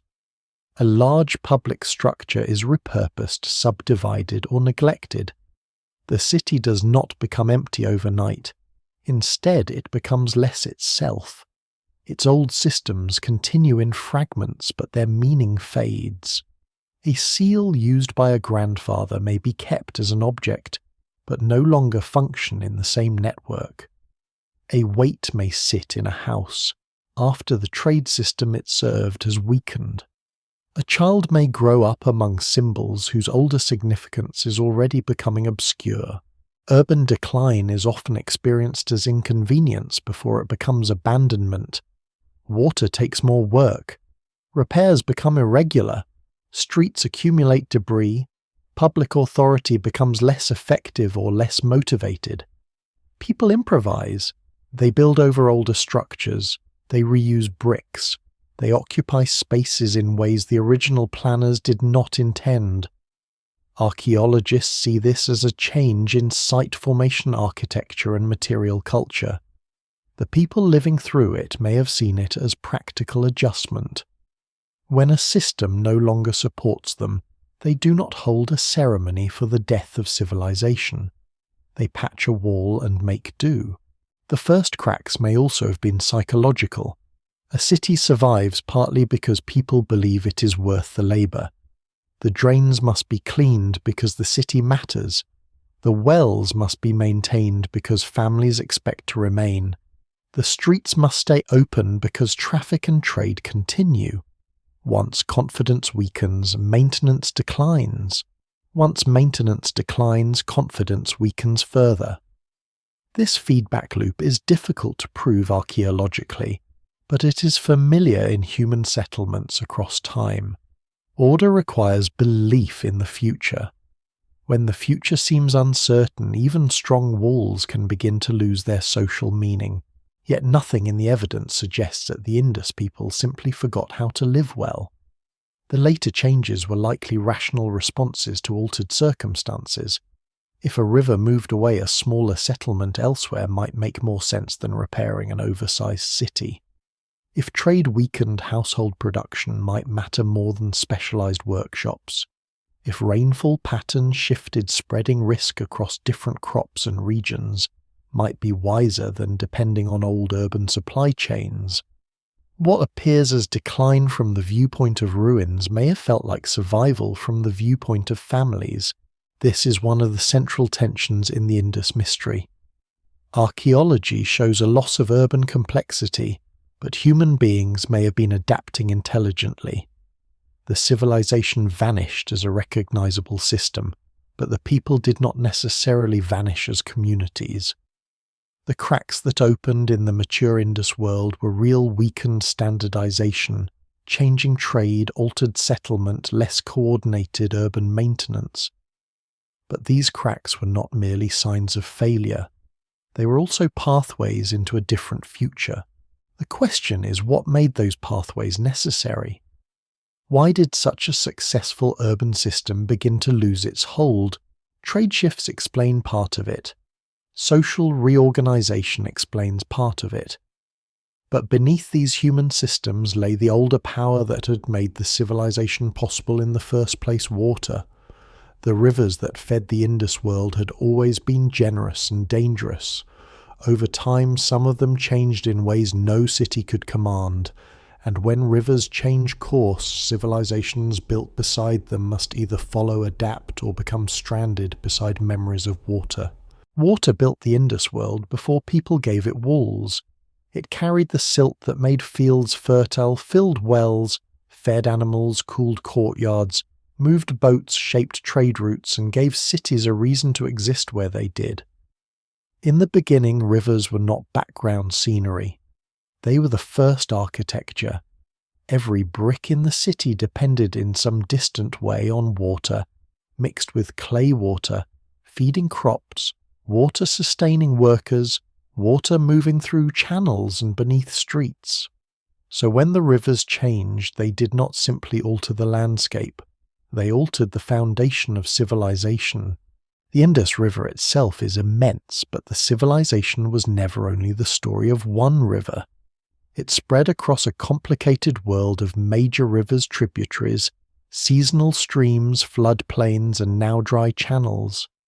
Some settlements stood near the Indus and its branches. Others lay along the Ghaggar-Hakra system, a region whose ancient water history remains one of the most debated subjects in South Asian archaeology and geology. Today, much of that channel is dry or seasonal running through parts of northwest India and Pakistan before fading into desert. But in the Bronze Age, many communities lived near its course, and its changing flow may have shaped the fate of whole settlement networks. The difficulty is that rivers are not fixed lines. On a modern map, they look permanent, drawn in blue, as if nature signed a contract. On the ground, over centuries and millennia, rivers wander. They avulse, meaning they abandon one channel and cut another. They flood, split silt up, deepen, migrate sideways, or lose water when climate and tectonic conditions shift. In a flat alluvial plain, even a subtle change can matter enormously. A channel that once carried useful seasonal water may become unreliable. A settlement that once stood near a living river may find itself farther from dependable flow. Fields that once received moist silt may grow harder to cultivate. Wells may need to be deepened. Pastures may shrink. Trade routes following river corridors may become less convenient. Scholars still debate exactly how and when these changes affected different Indus regions. Some older theories imagined a mighty river suddenly drying and destroying the civilization almost at once. The evidence does not support such a simple picture. The drying and shifting of river systems was likely complex, gradual, and regionally varied. Some channels may already have been weakening before the height of urban life. Some settlements may have relied on seasonal monsoon-fed flows rather than a great glacier-fed river. Some communities may have adapted for centuries to changing water conditions before urban decline became obvious. No single river story fully accounts for the Indus transformation. Still, the role of river change cannot be ignored. The Gagga-Hakra region in particular held many Indus settlements, especially smaller towns and villages. If water availability declined there, the consequences would have moved through the whole system. Farming communities might shift eastward toward areas with more dependable monsoon rainfall or toward the Ganges-Yamuna plains. Pastoral groups might change grazing routes. Towns dependent on local agricultural surplus might shrink. The great cities, even if not directly abandoned because of one dry river, would feel the strain as networks around them adjusted. At Mohenjo-Daro, the problem may have been too much water at times rather than too little. Flood layers at the site suggest repeated flooding or water damage during parts of its history. The city stood in a riverine environment where raising platforms and rebuilding were necessary responses to danger. Floods can be both life-giving and destructive. A moderate flood renews soil. A severe flood undermines walls, contaminates wells, damages storage, spreads disease, and forces rebuilding. If floods become more frequent, less predictable, or harder to manage, urban maintenance becomes exhausting. A city can survive one flood. It can survive many floods if its institutions remain strong. But repeated stress wears down confidence and labour. This is why the Indus water story is not simply drought. It is instability. Too little water in one zone, too much water in another, shifting channels elsewhere, weakening seasonal flows, changing flood behaviour, and the slow reorganisation of river landscapes. Ancient people were skilled observers of these patterns. They did not need modern climate science to know when a river was becoming less dependable. They would see it in the fields, in the depth of wells, in the timing of floods, in the movement of fish and reeds, in the taste of water in the distance. Animals had to be driven in the effort required to maintain old routines. D'Oliveira shows how seriously Indus people took water management. In a dry landscape, its builders created reservoirs and channels to capture seasonal runoff. Stone architecture and careful hydraulic planning allowed people to live in a place where water was precious and uncertain. This was not passive dependence on nature, it was active engineering. But engineering has limits. Reservoirs cannot store rain that does not fall. Wells cannot draw endlessly from depleted groundwater. Flood defences cannot make a river obedient forever. The Indus people could manage water brilliantly, but they could not command the entire climate and river system of northwest South Asia. One surprising detail is that the civilization's very success may have increased its vulnerability. Large urban populations need predictable support. A small village can move more easily, change crops, reduce expectations, or rely on mixed herding and farming. A city is heavier. It has walls, drains, workshops, storage systems, social hierarchies, and people whose skills are specialized rather than directly tied to food production. The more complex the system, the more it depends on many links working at once. If water uncertainty reduces agricultural surplus, the effects ripple outward. Food becomes harder to supply, craft specialists lose support, trade goods decline, public works become harder to maintain. Authority is questioned not necessarily through rebellion but through departure. Departure may have been the most practical answer.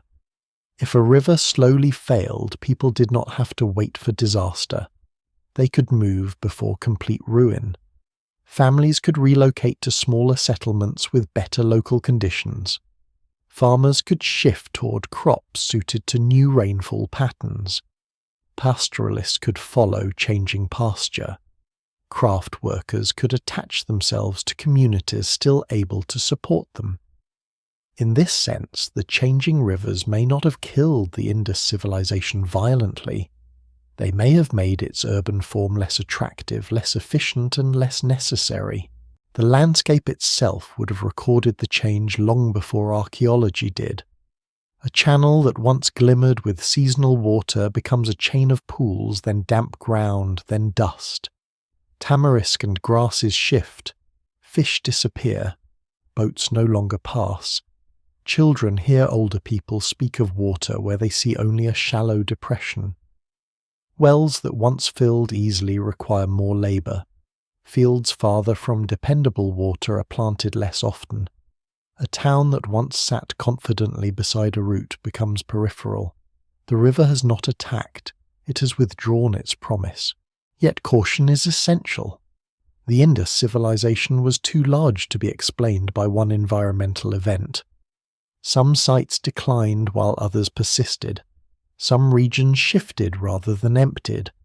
Some communities adapted successfully. The evidence remains incomplete, and each river basin has its own history. Climate records, sediment studies, settlement surveys and excavations continue to refine the picture. What seemed once like a sudden drying now looks more like a long negotiation between people and changing water. That long negotiation is more haunting than a single flood or drought. It means the Indus people may have watched their world become harder to maintain over generations. Not impossible at first, just harder. More repairs, more uncertainty, more movement, more local variation. Less reason to keep the old urban network intact. The rivers that once connected fields, towns, and cities began to rearrange the map beneath them. So the vanished civilization did not simply stand beside water. It was made of water in every practical sense, water. In clay water, in grain water, in wells water, in trade routes, water in ritual water, in bodies. When rivers shifted, the civilization's shape shifted too. But rivers were only one part of the larger environmental story. Above them lay the sky, and over centuries the sky itself may have changed its rhythm. The monsoon, that great seasonal pulse on which so much life depended, appears to have weakened and become less reliable. And when the rains begin to fail, even the most carefully managed river world must face a deeper uncertainty. The rivers changed on the ground, but the deeper rhythm came from the sky. Across South Asia, the monsoon is not simply weather. It is a seasonal engine of life, a vast breathing of ocean and land heat and wind, cloud and soil. When it arrives, well fields awaken. Rivers swell, pastures renew, wells recharge, clay softens, seeds become harvests.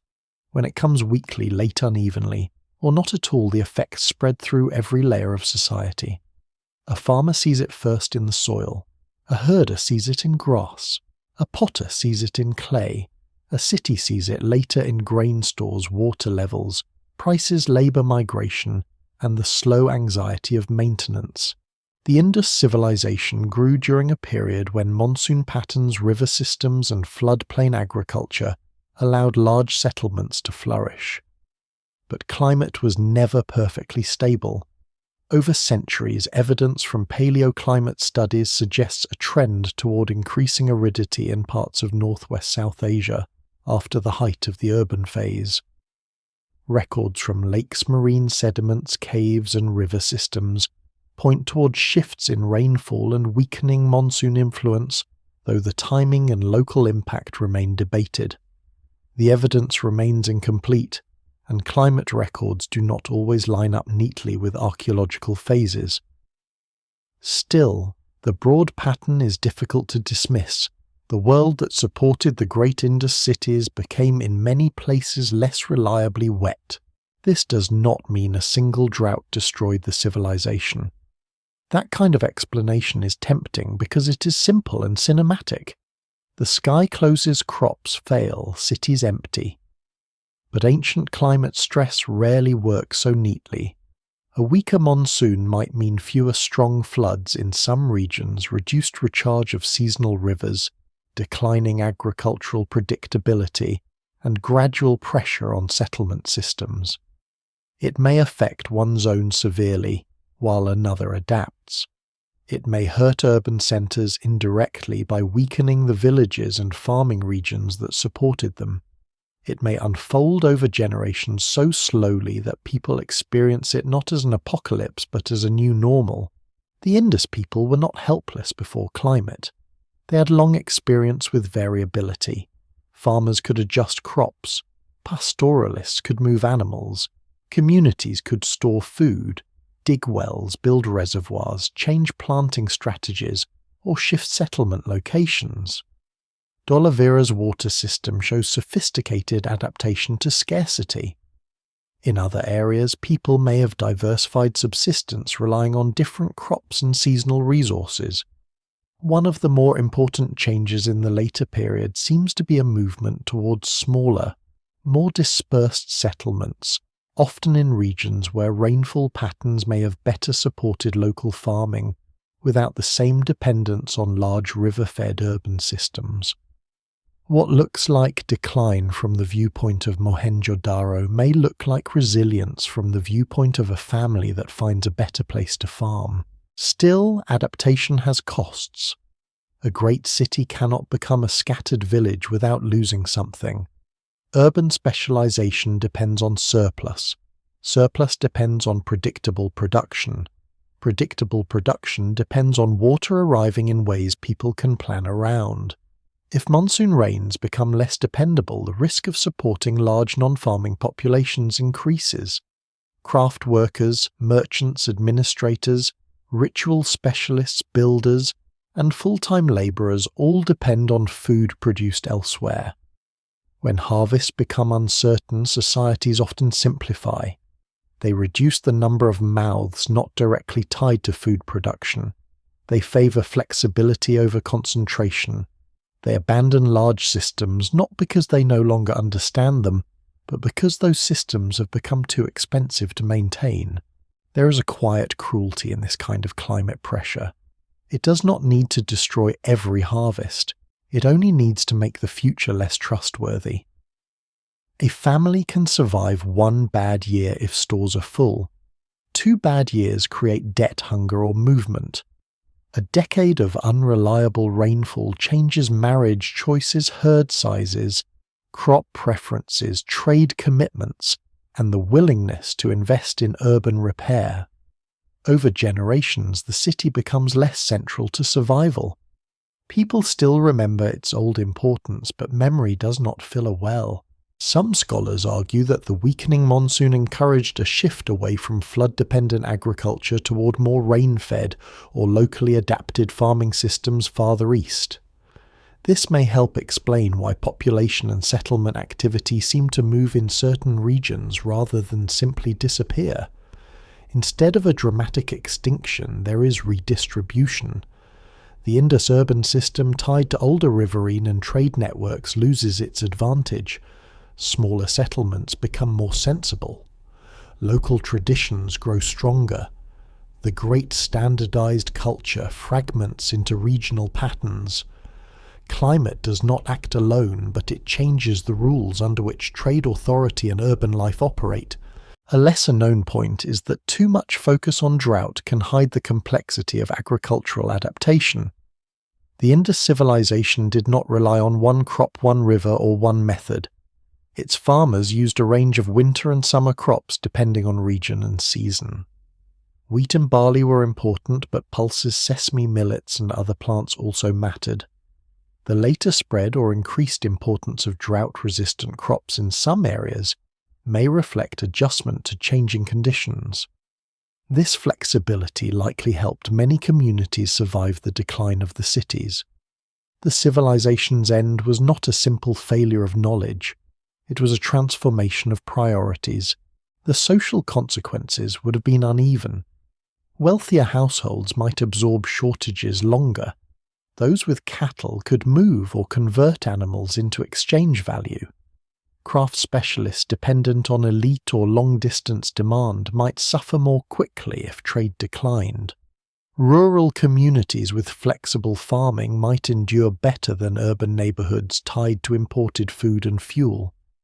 Public authority would be tested by practical questions: who maintains reservoirs when labor is scarce, who cleans drains when households leave, who guarantees weights when trade contracts, who stores grain when surplus becomes uncertain.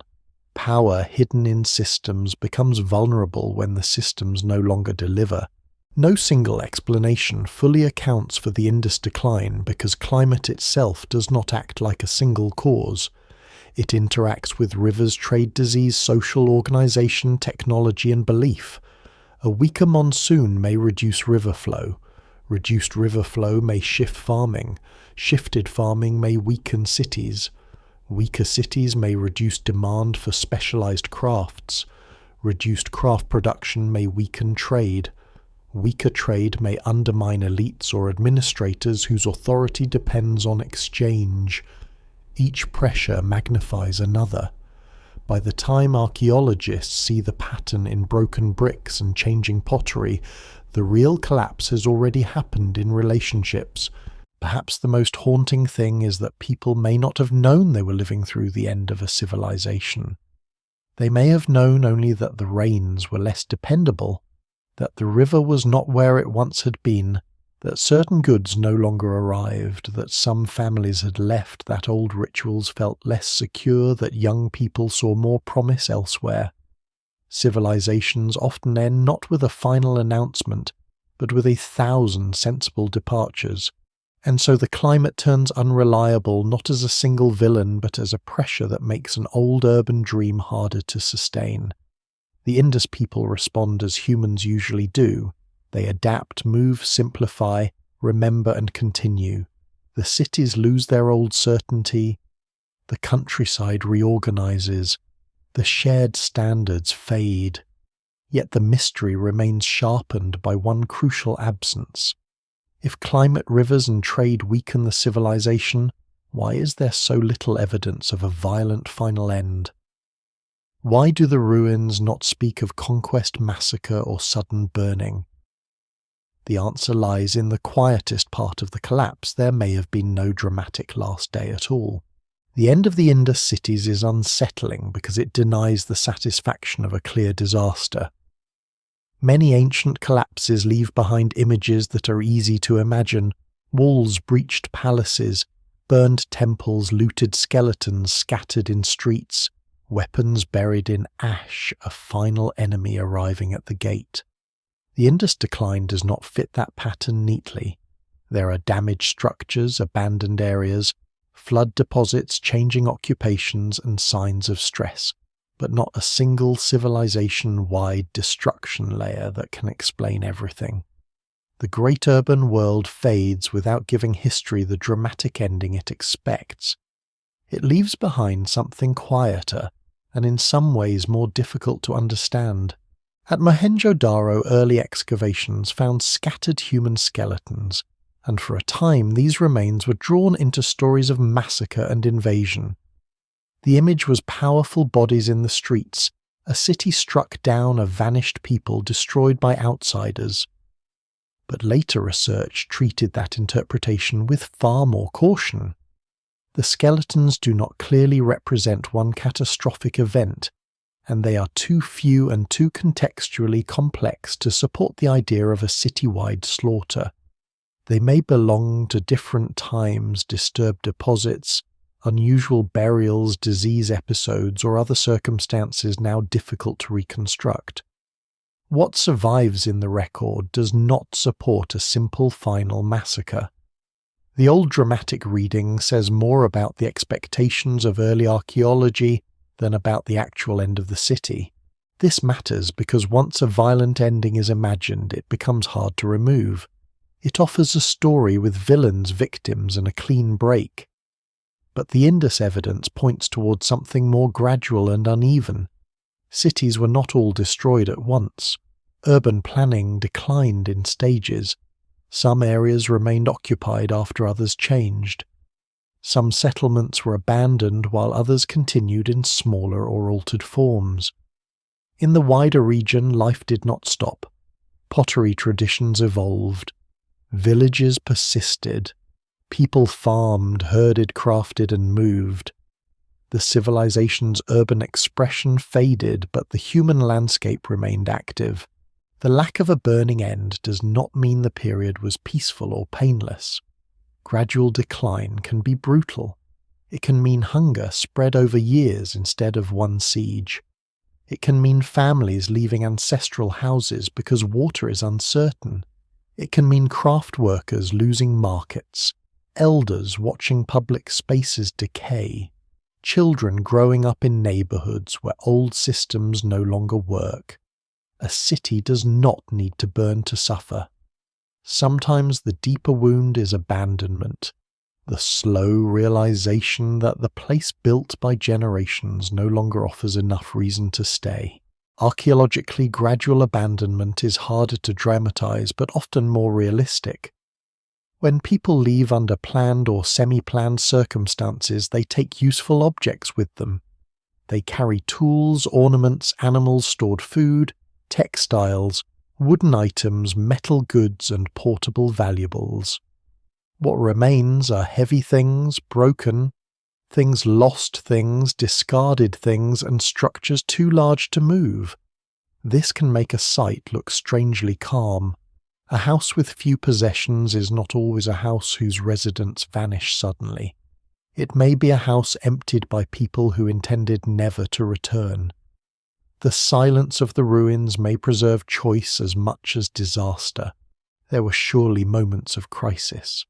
Floods may have damaged Mohenjo-Daro repeatedly. Droughts may have struck some regions. Local conflicts may have occurred. Disease may have moved through dense settlements. Social tensions may have grown as resources became less predictable. But none of these appears as the single universal blade that cuts the civilization down. No single explanation fully accounts for the decline, and that is the responsible center of the story. The Indus world seems to have been pulled apart by interacting pressures, environmental change, river instability, weakening trade, urban maintenance burdens, shifting agriculture, and social reorganization. One lesser-known but important point is that collapse is often identified by the disappearance of elite or administrative systems rather than the disappearance of people. If seals stop being used widely, weights become less standardized and large cities shrink. Archaeologists see a civilizational transformation. But farmers may still be farming. Potters may still be making vessels. Families may still be telling stories, marrying, burying the dead, and naming children in languages we cannot hear. From the viewpoint of an urban system, this is collapse. From the viewpoint of human continuity, it is adaptation under pressure. This distinction changes the emotional shape of the mystery. The question is not simply why everyone died, because they did not. The question is why people stopped sustaining a particular kind of world. Why did they no longer rebuild the same cities in the same way? Why did the old standards lose authority? Why did the seal, the weight, the planned street, and the great urban neighborhood become less central to life? The answer may be that the old system no longer matched the new conditions. It had solved the problems of one environment and one network of exchange, but as those conditions shifted, its strengths became burdens. The ruins therefore preserve not a single final day, but a long fading of usefulness. The drain that once represented civic order becomes just another buried channel if nobody maintains the larger system. The standardized brick becomes reusable material rather than a symbol of shared planning. The seal becomes a relic if the network that recognizes it no longer matters. The city becomes a quarry, a shelter, a memory, then a mound. Wind and dust do the rest. This kind of ending is easy for history to overlook. A burned palace demands attention.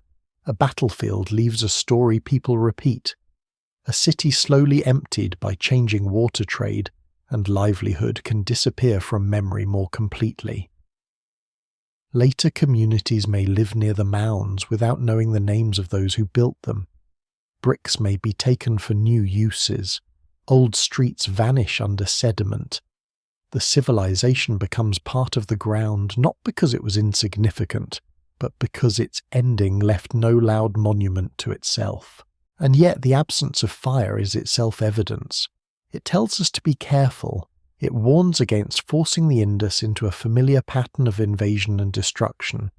It suggests a society whose end was dispersed across households and regions, rather than concentrated in one battlefield. Scholars still debate the weight of each cause, but the broad outline is increasingly one of transformation, not annihilation. The cities faded. The people moved, adapted, and continued in forms harder to see. The empty streets from the beginning now look different. They are not the frozen aftermath of one terrible morning. They are the remains of many decisions made across many years. A family leaves after a failed season. A workshop closes when trade weakens. A neighborhood declines when wells are harder to maintain. A city loses population, then authority, then meaning. The final resident may not have known they were final. They may have locked nothing behind them. They may have walked away carrying a pot, a tool, a child, a memory of water, and no sense that thousands of years later anyone would call their departure a mystery. If the Indus civilization vanished, it did not vanish like a people erased from the earth.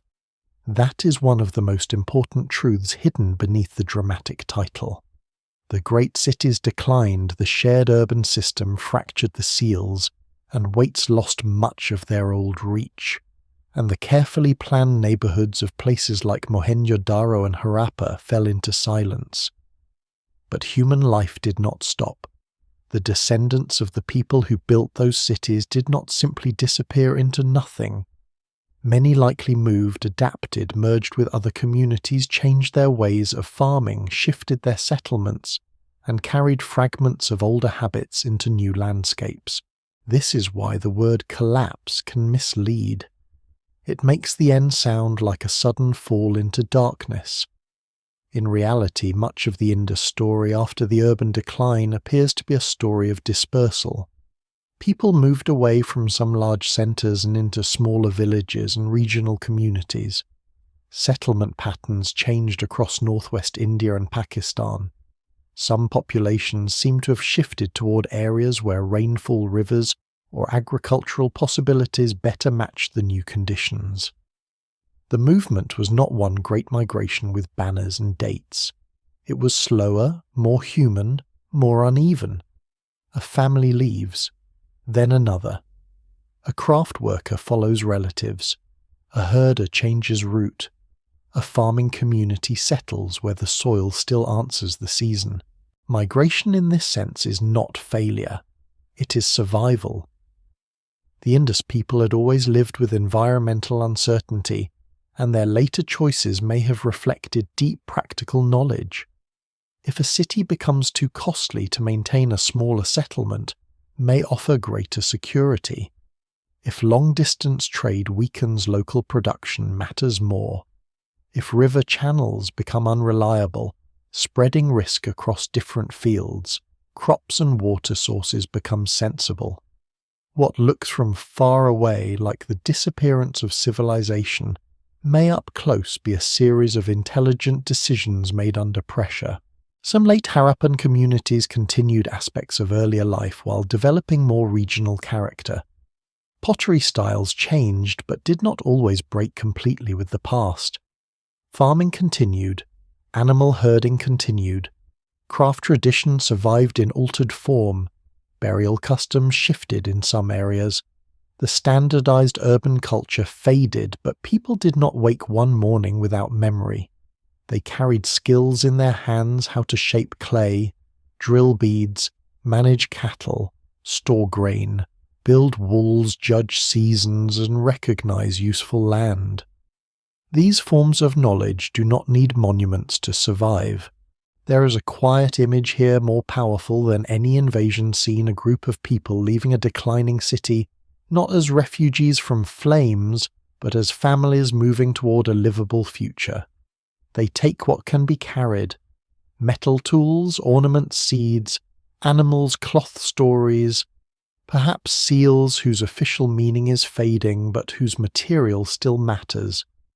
Behind them remain walls too heavy to move drains no longer worth cleaning wells that may still hold water but no longer hold a neighbourhood together. Ahead are smaller settlements, different soils, new neighbours, new risks. The old civilization does not end at the city gate. It walks out through it. The evidence remains incomplete, especially because migration does not always leave clean archaeological signatures. People can move gradually and blend with related communities. They can adopt new pottery styles, marry into local groups, change language, alter rituals, and still carry ancestry and memory from older places. Ancient DNA studies have begun to add new layers to the question of population history in South Asia, but genetics cannot simply identify a civilization in the way a seal or street can. Cultures are not bloodlines. A person can inherit ancestry from one group language from another, rituals from a third, and technologies from many. The Indus legacy is therefore not a single line but a braided river. The shift from urban to rural life also changes visibility. Archaeology often sees cities more clearly because they concentrate durable remains. Villages are smaller, shallower, more easily disturbed, and less likely to preserve dramatic architecture. When people disperse into rural landscapes, they become harder for modern researchers to track. This does not mean they became less human, less complex, or less important. It means their lives left different traces. A civilization may become invisible not because its people are gone, but because they no longer build in ways that survive as grand ruins. This invisibility may explain why the Indus world was forgotten for so long. Later South Asian history is rich, layered, and deeply complex, but the Bronze Age cities were buried beneath mounds and time. Without readable texts linking later memory to Harappa or Mohenjo-daro, the old urban civilization slipped out of historical consciousness. Its people may have continued biologically and culturally in many ways, but the cities themselves lost their names.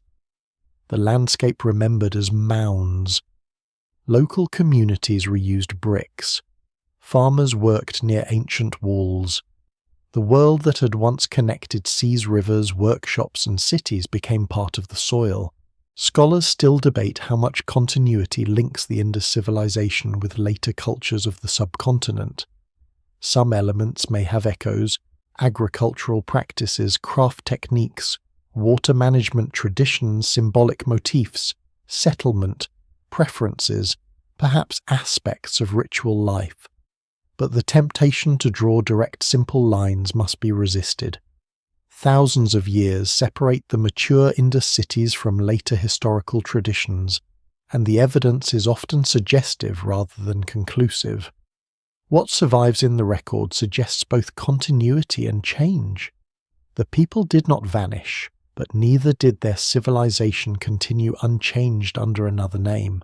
The idea of migration instead of extinction also restores dignity to the story. It removes the image of a helpless population wiped away by disaster and replaces it with a more realistic vision of communities making choices. Some stayed, some left. Some adapted successfully, some suffered, some traditions endured, others were forgotten. The urban system died, but human life flowed around its ruins as water flows around a stone in a riverbed. This is perhaps the deepest answer to the mystery. The Indus civilization vanished without a trace only if one looks for the wrong kind of trace. It left no readable royal chronicles. It left no final battle inscription. It left no clear tomb of a last king. But it left traces in settlement shifts, craft continuities, agricultural adaptation, and the long human occupation of the landscapes around and beyond its cities. Its disappearance was not nothingness. It was transformation. By the time the great streets emptied, the story had already moved elsewhere, into villages, into fields, into smaller communities whose names are also lost, into new cultural mixtures that would shape the subcontinent in ways still debated. The mound remained, but life continued beyond the mound. The city became silent, but the people carried forward whatever could survive outside brick walls, skills, habits, memories, and the instinct to keep living when an old world no longer holds.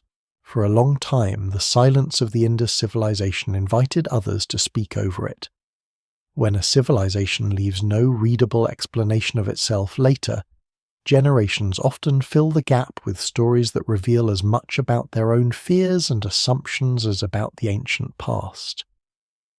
The Indus world became especially vulnerable to this because its ruins were discovered and interpreted in a period when archaeology was still shaped by colonial thinking, biblical comparisons, racial theories, and a hunger for dramatic origins. A vanished city seemed to demand a conqueror, a buried civilization seemed to require a fall, and because the Indus script could not answer back, speculation had room to grow. One of the most famous older ideas was the so-called Aryan invasion theory. In its most violent and simplified form, the claim that Indo-Aryan-speaking groups swept into the subcontinent, destroyed the cities, massacred the inhabitants, and replaced the Indus civilization. This interpretation once drew support from scattered skeletons at Mohenjo-Daro references in later Vedic texts, interpreted as memories of conflict and assumptions about cultural replacement. But the archaeological evidence does not support a simple military destruction of the Indus cities. The skeletons do not show a citywide massacre. There is no broad burn layer across the civilization. There is no clear pattern of sudden invasion destroying urban centres at the same time. What survives in the record suggests decline, dispersal and transformation over generations, not one catastrophic conquest. This does not mean migrations into South Asia never occurred, or that later Indo-Aryan languages appeared without movement and interaction.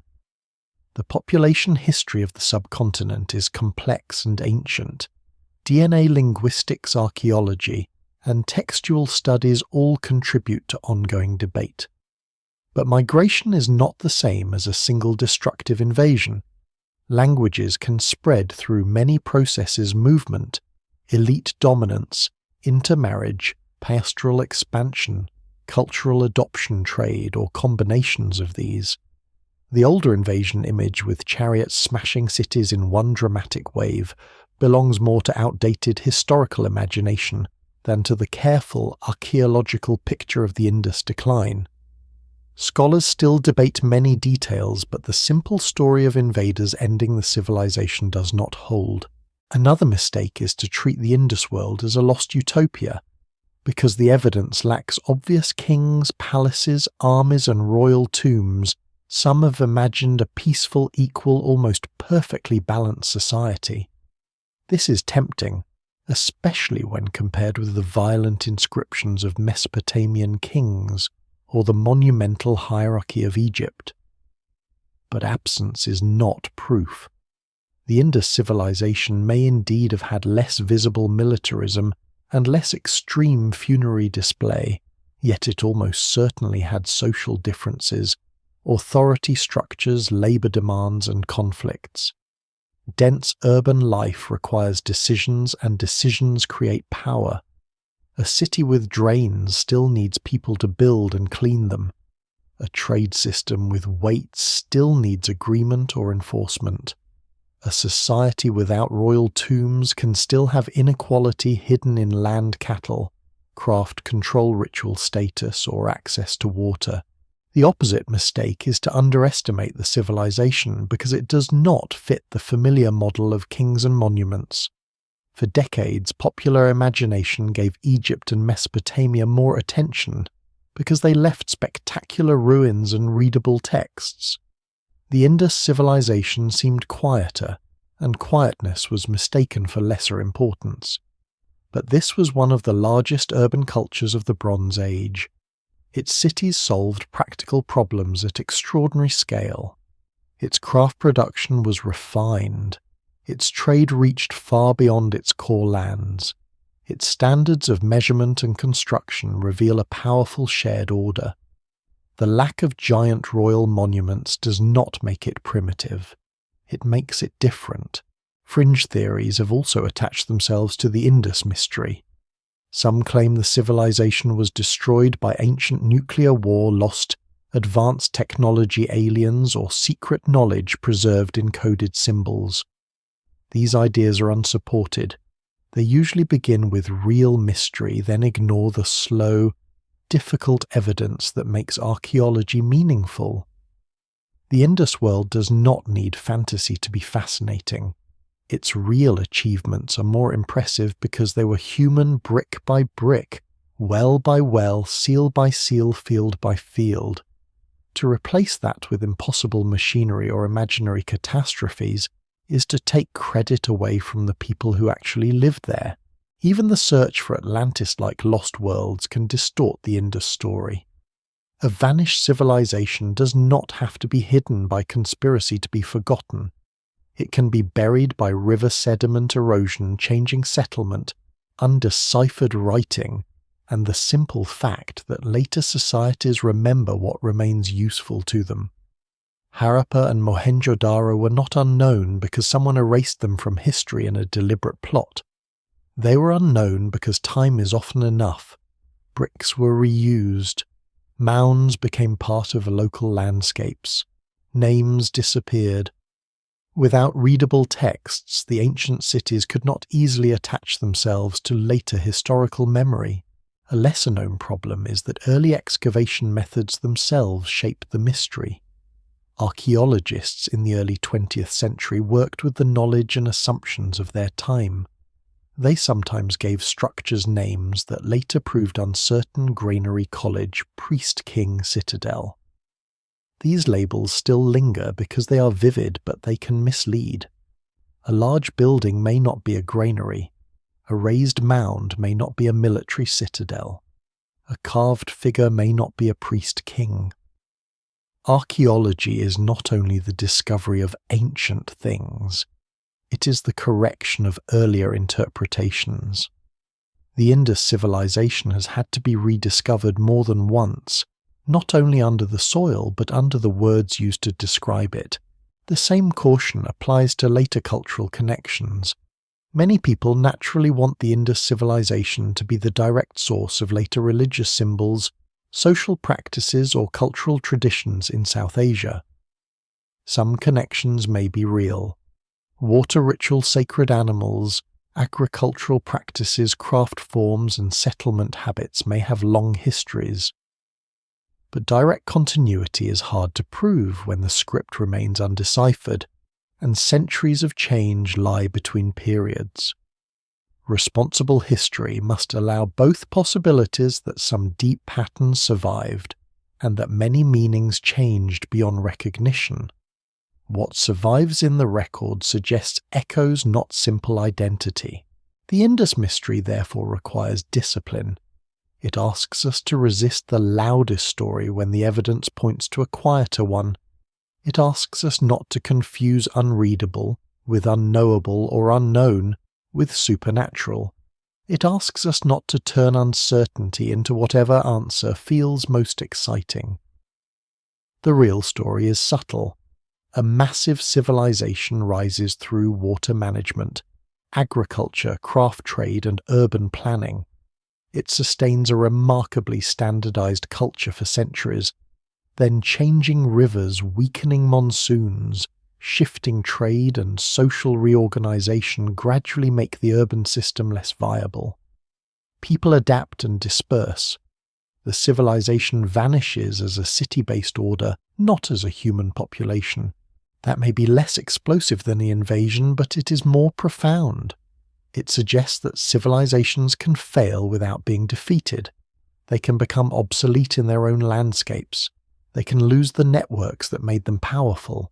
They can fade because the ordinary acts that maintain them no longer make sense, and then after enough time others come along and invent simpler stories, because the true one is too patient, too complicated, too human. The Indus people deserve better than myths built from silence. Their silence is not permission to make them anything we want. It is an invitation to listen more carefully to bricks, bones, seeds, shells, riverbeds, and the faint marks on seals. The closer we stay to the evidence, the more remarkable they become.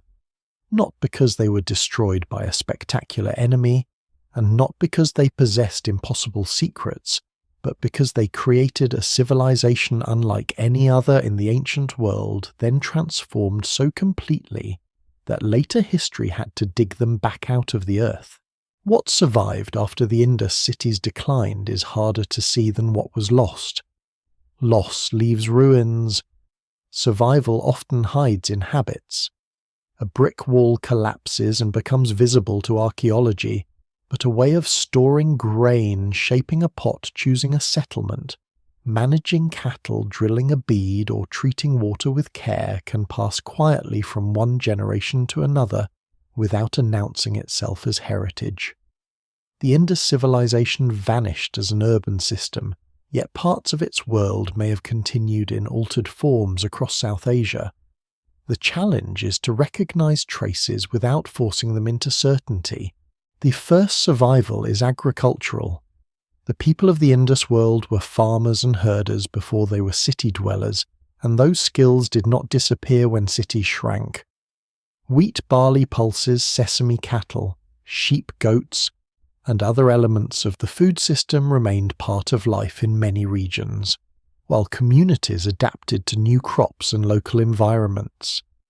As settlement patterns shifted, people carried farming knowledge into different landscapes. They did not need monumental cities to keep planting, harvesting, grinding, storing, and cooking. The urban shell weakened, but the rural foundation continued. Craft traditions also survived, though often changed. Bead-making, pottery shell, working metalworking, and ornament production had deep roots in the Indus world. Some techniques and preferences may have continued in later regional cultures, even when the old standardized Harappan style faded. A craft tradition rarely dies all at once. It changes with markets, materials, patrons, and tastes. A bead maker's descendant may not make the same seal-associated object for the same trade network, but the hand knowledge of drilling, polishing, heating stone, or shaping clay can endure. What survives in the record suggests both continuity and transformation, not a simple break. Water management may be another legacy, though it is difficult to trace directly. The Indus people showed extraordinary concern for wells, drains, reservoirs, bathing spaces, and controlled water movement. Later, South Asian cultures also developed rich traditions around water cleanliness tanks, wells, stepwells, irrigation, and ritual bathing. It is tempting to draw a straight line from Mohenjo-Daro's Great Bath to later practices, but caution is necessary. Similar environments can produce similar solutions, and meanings can change across centuries. Still, the Indus achievement shows that deep traditions of practical and symbolic water management existed in the subcontinent very early. Even if direct continuity remains debated, the resonance is hard to ignore. Some symbols also appear to echo forward, but symbols are among the most dangerous evidence because they invite overconfidence. Animals, trees, horned figures, female figurines, people-like leaves, and bathing or purification imagery have all been compared with later South Asian religious traditions. Some comparisons may eventually prove meaningful. Others may be coincidence, broad cultural inheritance, or modern projection. Scholars still debate these links because the Indus script cannot tell us what the symbols meant in their own time. A figure that looks familiar may have carried a meaning completely different from what later viewers imagine. The safest conclusion is that symbolic continuities are possible, even likely in some broad sense, but exact meanings remain uncertain. Settlement continuity is more concrete. People continue to live across many parts of the former Indus region and beyond. Late Harappan sites show changing local cultures rather than empty landscapes. In some areas, communities became smaller and more rural. In others, new regional patterns emerged. The civilization's old unity broke apart, but the land did not become blank. This matters because later history did not begin from nothing. It grew from landscapes already shaped by millennia of farming, movement, craft, and memory. The Indus legacy may therefore be less like a monument and more like sediment. It settles into later life in layers mixed with new influences, migrations, languages, beliefs, and technologies. By the time early historic South Asian cities rise much later, the world is different. Writing systems are different. Political structures are different.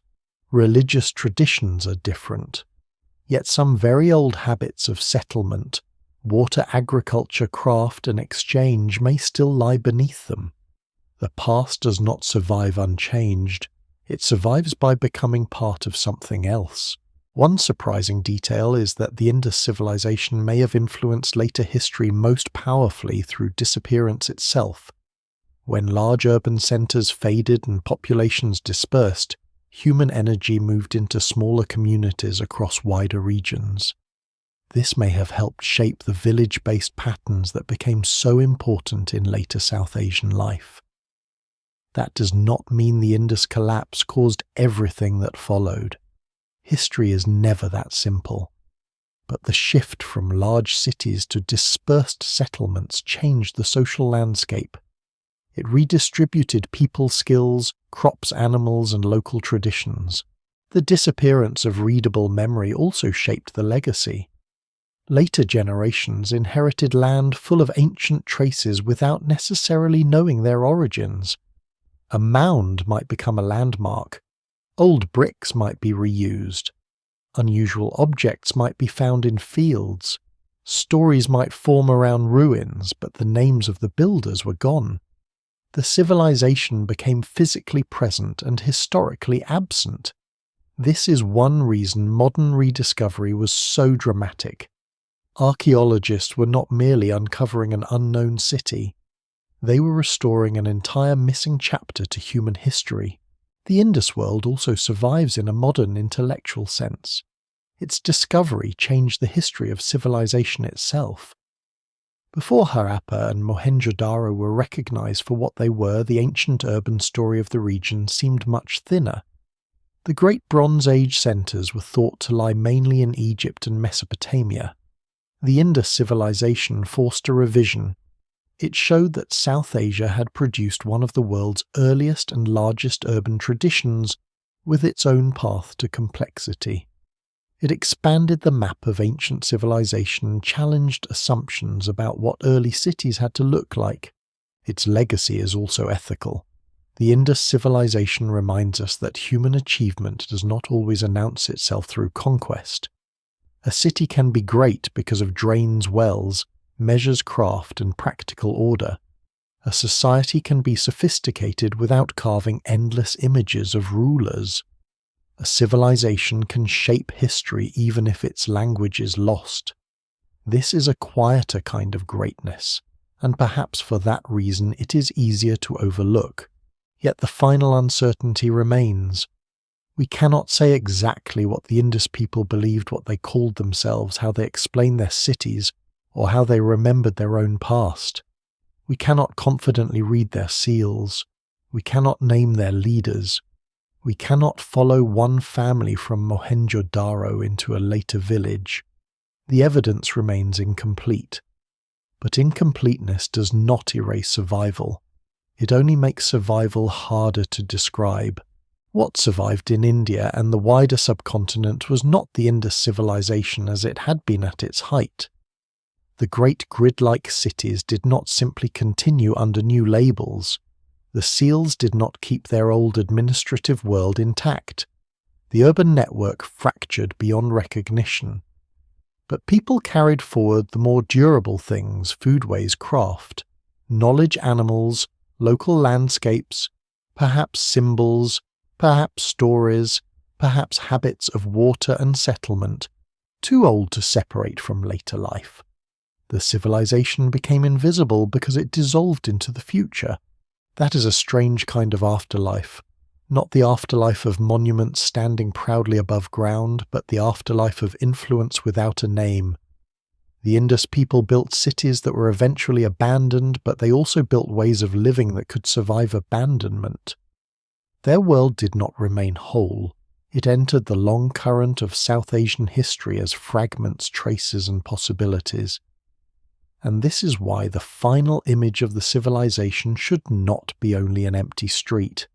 It should also be a path leading away from that street toward fields, villages, rivers, and descendants who may no longer remember the city, but still carry something of its world forward. By the time the Indus cities became mounds, the civilization had already performed its final transformation. It had not disappeared in the clean way maps suggest when a coloured region fades from one historical period to the next. It had become harder to recognise. The streets of Mohenjo-Daro no longer carried the same density of footsteps.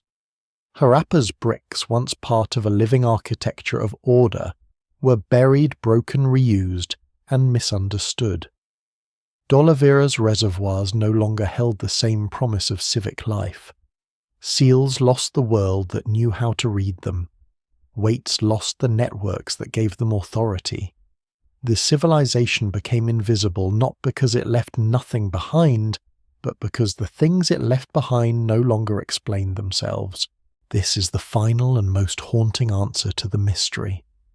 The Indus civilization vanished without a trace only in the sense that it vanished without a readable confession. It did not leave a last king's inscription. It did not leave a final lament scratched into clay.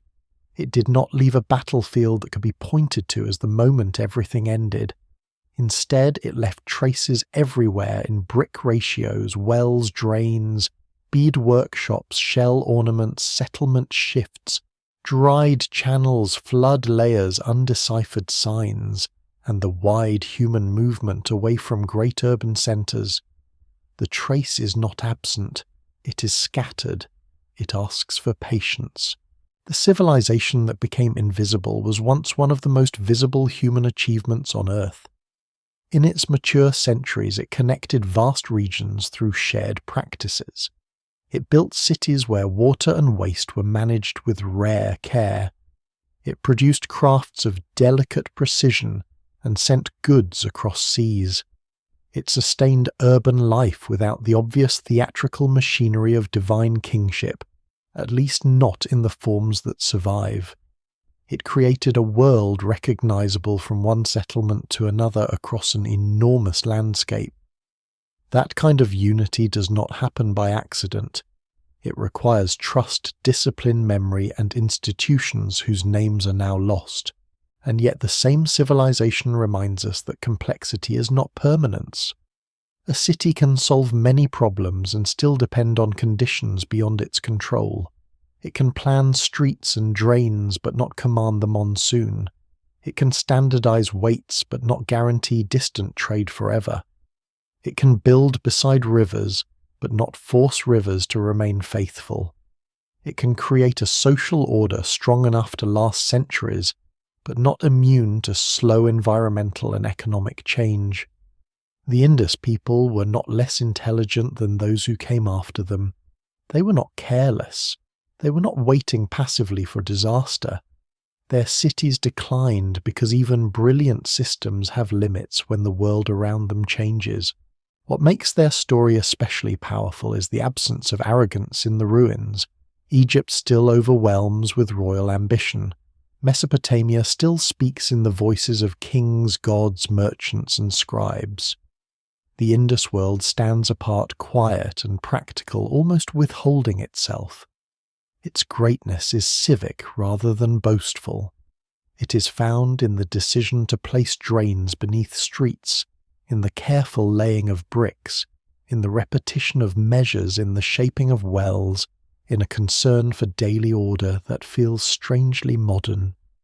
If there was grandeur, it was not usually carved into colossal bodies. It was built into systems ordinary people used every day. The undeciphered script remains the locked room at the center. Until it can be read, if it ever can be read, the civilization will keep part of itself hidden. Perhaps no great archive survives. Perhaps the signs mostly name people goods offices or groups. Perhaps they contain nothing like the long stories we wish for. But even that would matter. A name on a seal would turn abstraction into presence. A word for a city would return identity to a mound. A title would show how power worked. A god's name would open a window into belief. For now the symbols remain small, silent, and stubborn, preserving the dignity of a people who cannot be made to say more than the evidence allows. In the end, the Indus civilization did not vanish because of one fatal blow. It faded through a convergence of pressures, changing rivers, weakening monsoon patterns, shifting trade social reorganization, and the practical choices of people seeking better futures. Some places suffered floods, others faced drying landscapes. Some trade links weakened, some urban systems lost their purpose, families left, villages grew, regional cultures changed. The great cities stopped being necessary. That may be the most human ending imaginable.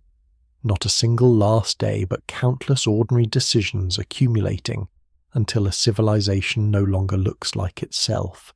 This does not make the story smaller. It makes it more unsettling. Sudden destruction can be mourned as tragedy. Gradual transformation is harder to grasp because it resembles life. People adapt, and in adapting they sometimes leave behind the very world that formed them. The Indus people survived by becoming something else. Their civilization died as a visible urban order, but its human current flowed onward into landscapes, communities, and histories still unfolding. So the empty streets are not empty of meaning. They are full of unfinished evidence. A brick remembers standardization. A drain remembers maintenance. A dry channel remembers water. A bead remembers trade. A seal remembers a hand that pressed it into clay. A man remembers a city whose name is gone. The mystery remains not because nothing is known, but because what is known points toward a world both astonishingly sophisticated and deeply elusive. The Indus civilization became invisible by dissolving into time soil and continuity. It did not leave the kind of ending that satisfies legend. It left something more honest, the record of a society that rose from rivers, mastered urban life, adjusted to a changing world, and passed beyond recognition without ever fully giving up its secrets. After the last city loses its old rhythm, the landscape does not become still. Wind moves across the plain. Floodwater returns in some seasons and fails in others. Grass grows over broken walls. Bricks loosen from buildings that once held families, craft heat, sleep, and argument. A well slowly fills with debris. A seal lies buried in soil, its animal, and signs pressed into darkness, waiting through centuries for hands that can uncover it, but not understand it. There is a softness in that ending, but not comfort exactly. The Indus civilization reminds us that disappearance is not always a scream. Sometimes it is a lowering of voices. Sometimes it is a city repaired one generation less carefully, a trade route travelled less often, a symbol recognized by fewer people, a river remembered by grandparents as wider than it is now. Sometimes an ending is made of departures so practical that no one thinks to call them historic, and perhaps that is why these ruins stay with us. They do not offer the drama of a final battle or the satisfaction of a solved riddle. They offer the stranger truth that human worlds can be immense, intelligent, and fragile at the same time. They can create order out of mud, and water make beauty from stone, and shell build streets that last longer than names, and still depend on rains, rivers, trust labour and memory. The people of the Indus are gone from their cities, but not from the human story. They remain wherever a civilization is judged not only by its kings, but by how it manages daily life. They remain in the question of how much can be lost when writing cannot be read. They remain in the warning that no system, however well designed, is separate from the earth beneath it and the sky above it. At dusk one can imagine the old streets cooling after heat, the brick walls turning darker, the wells holding a little shadow. There is no crowd now, no creak of carts, no water drawn up in clay jars, no seal pressed into wet clay by a merchant's hand. Only the mound, the wind, and the unfinished silence. Beneath that silence lies not an absence but a civilization still present in fragments, waiting for every careful listener who understands that some mysteries do not vanish because they are empty. They endure because they are full of things time has not yet taught us how to hear.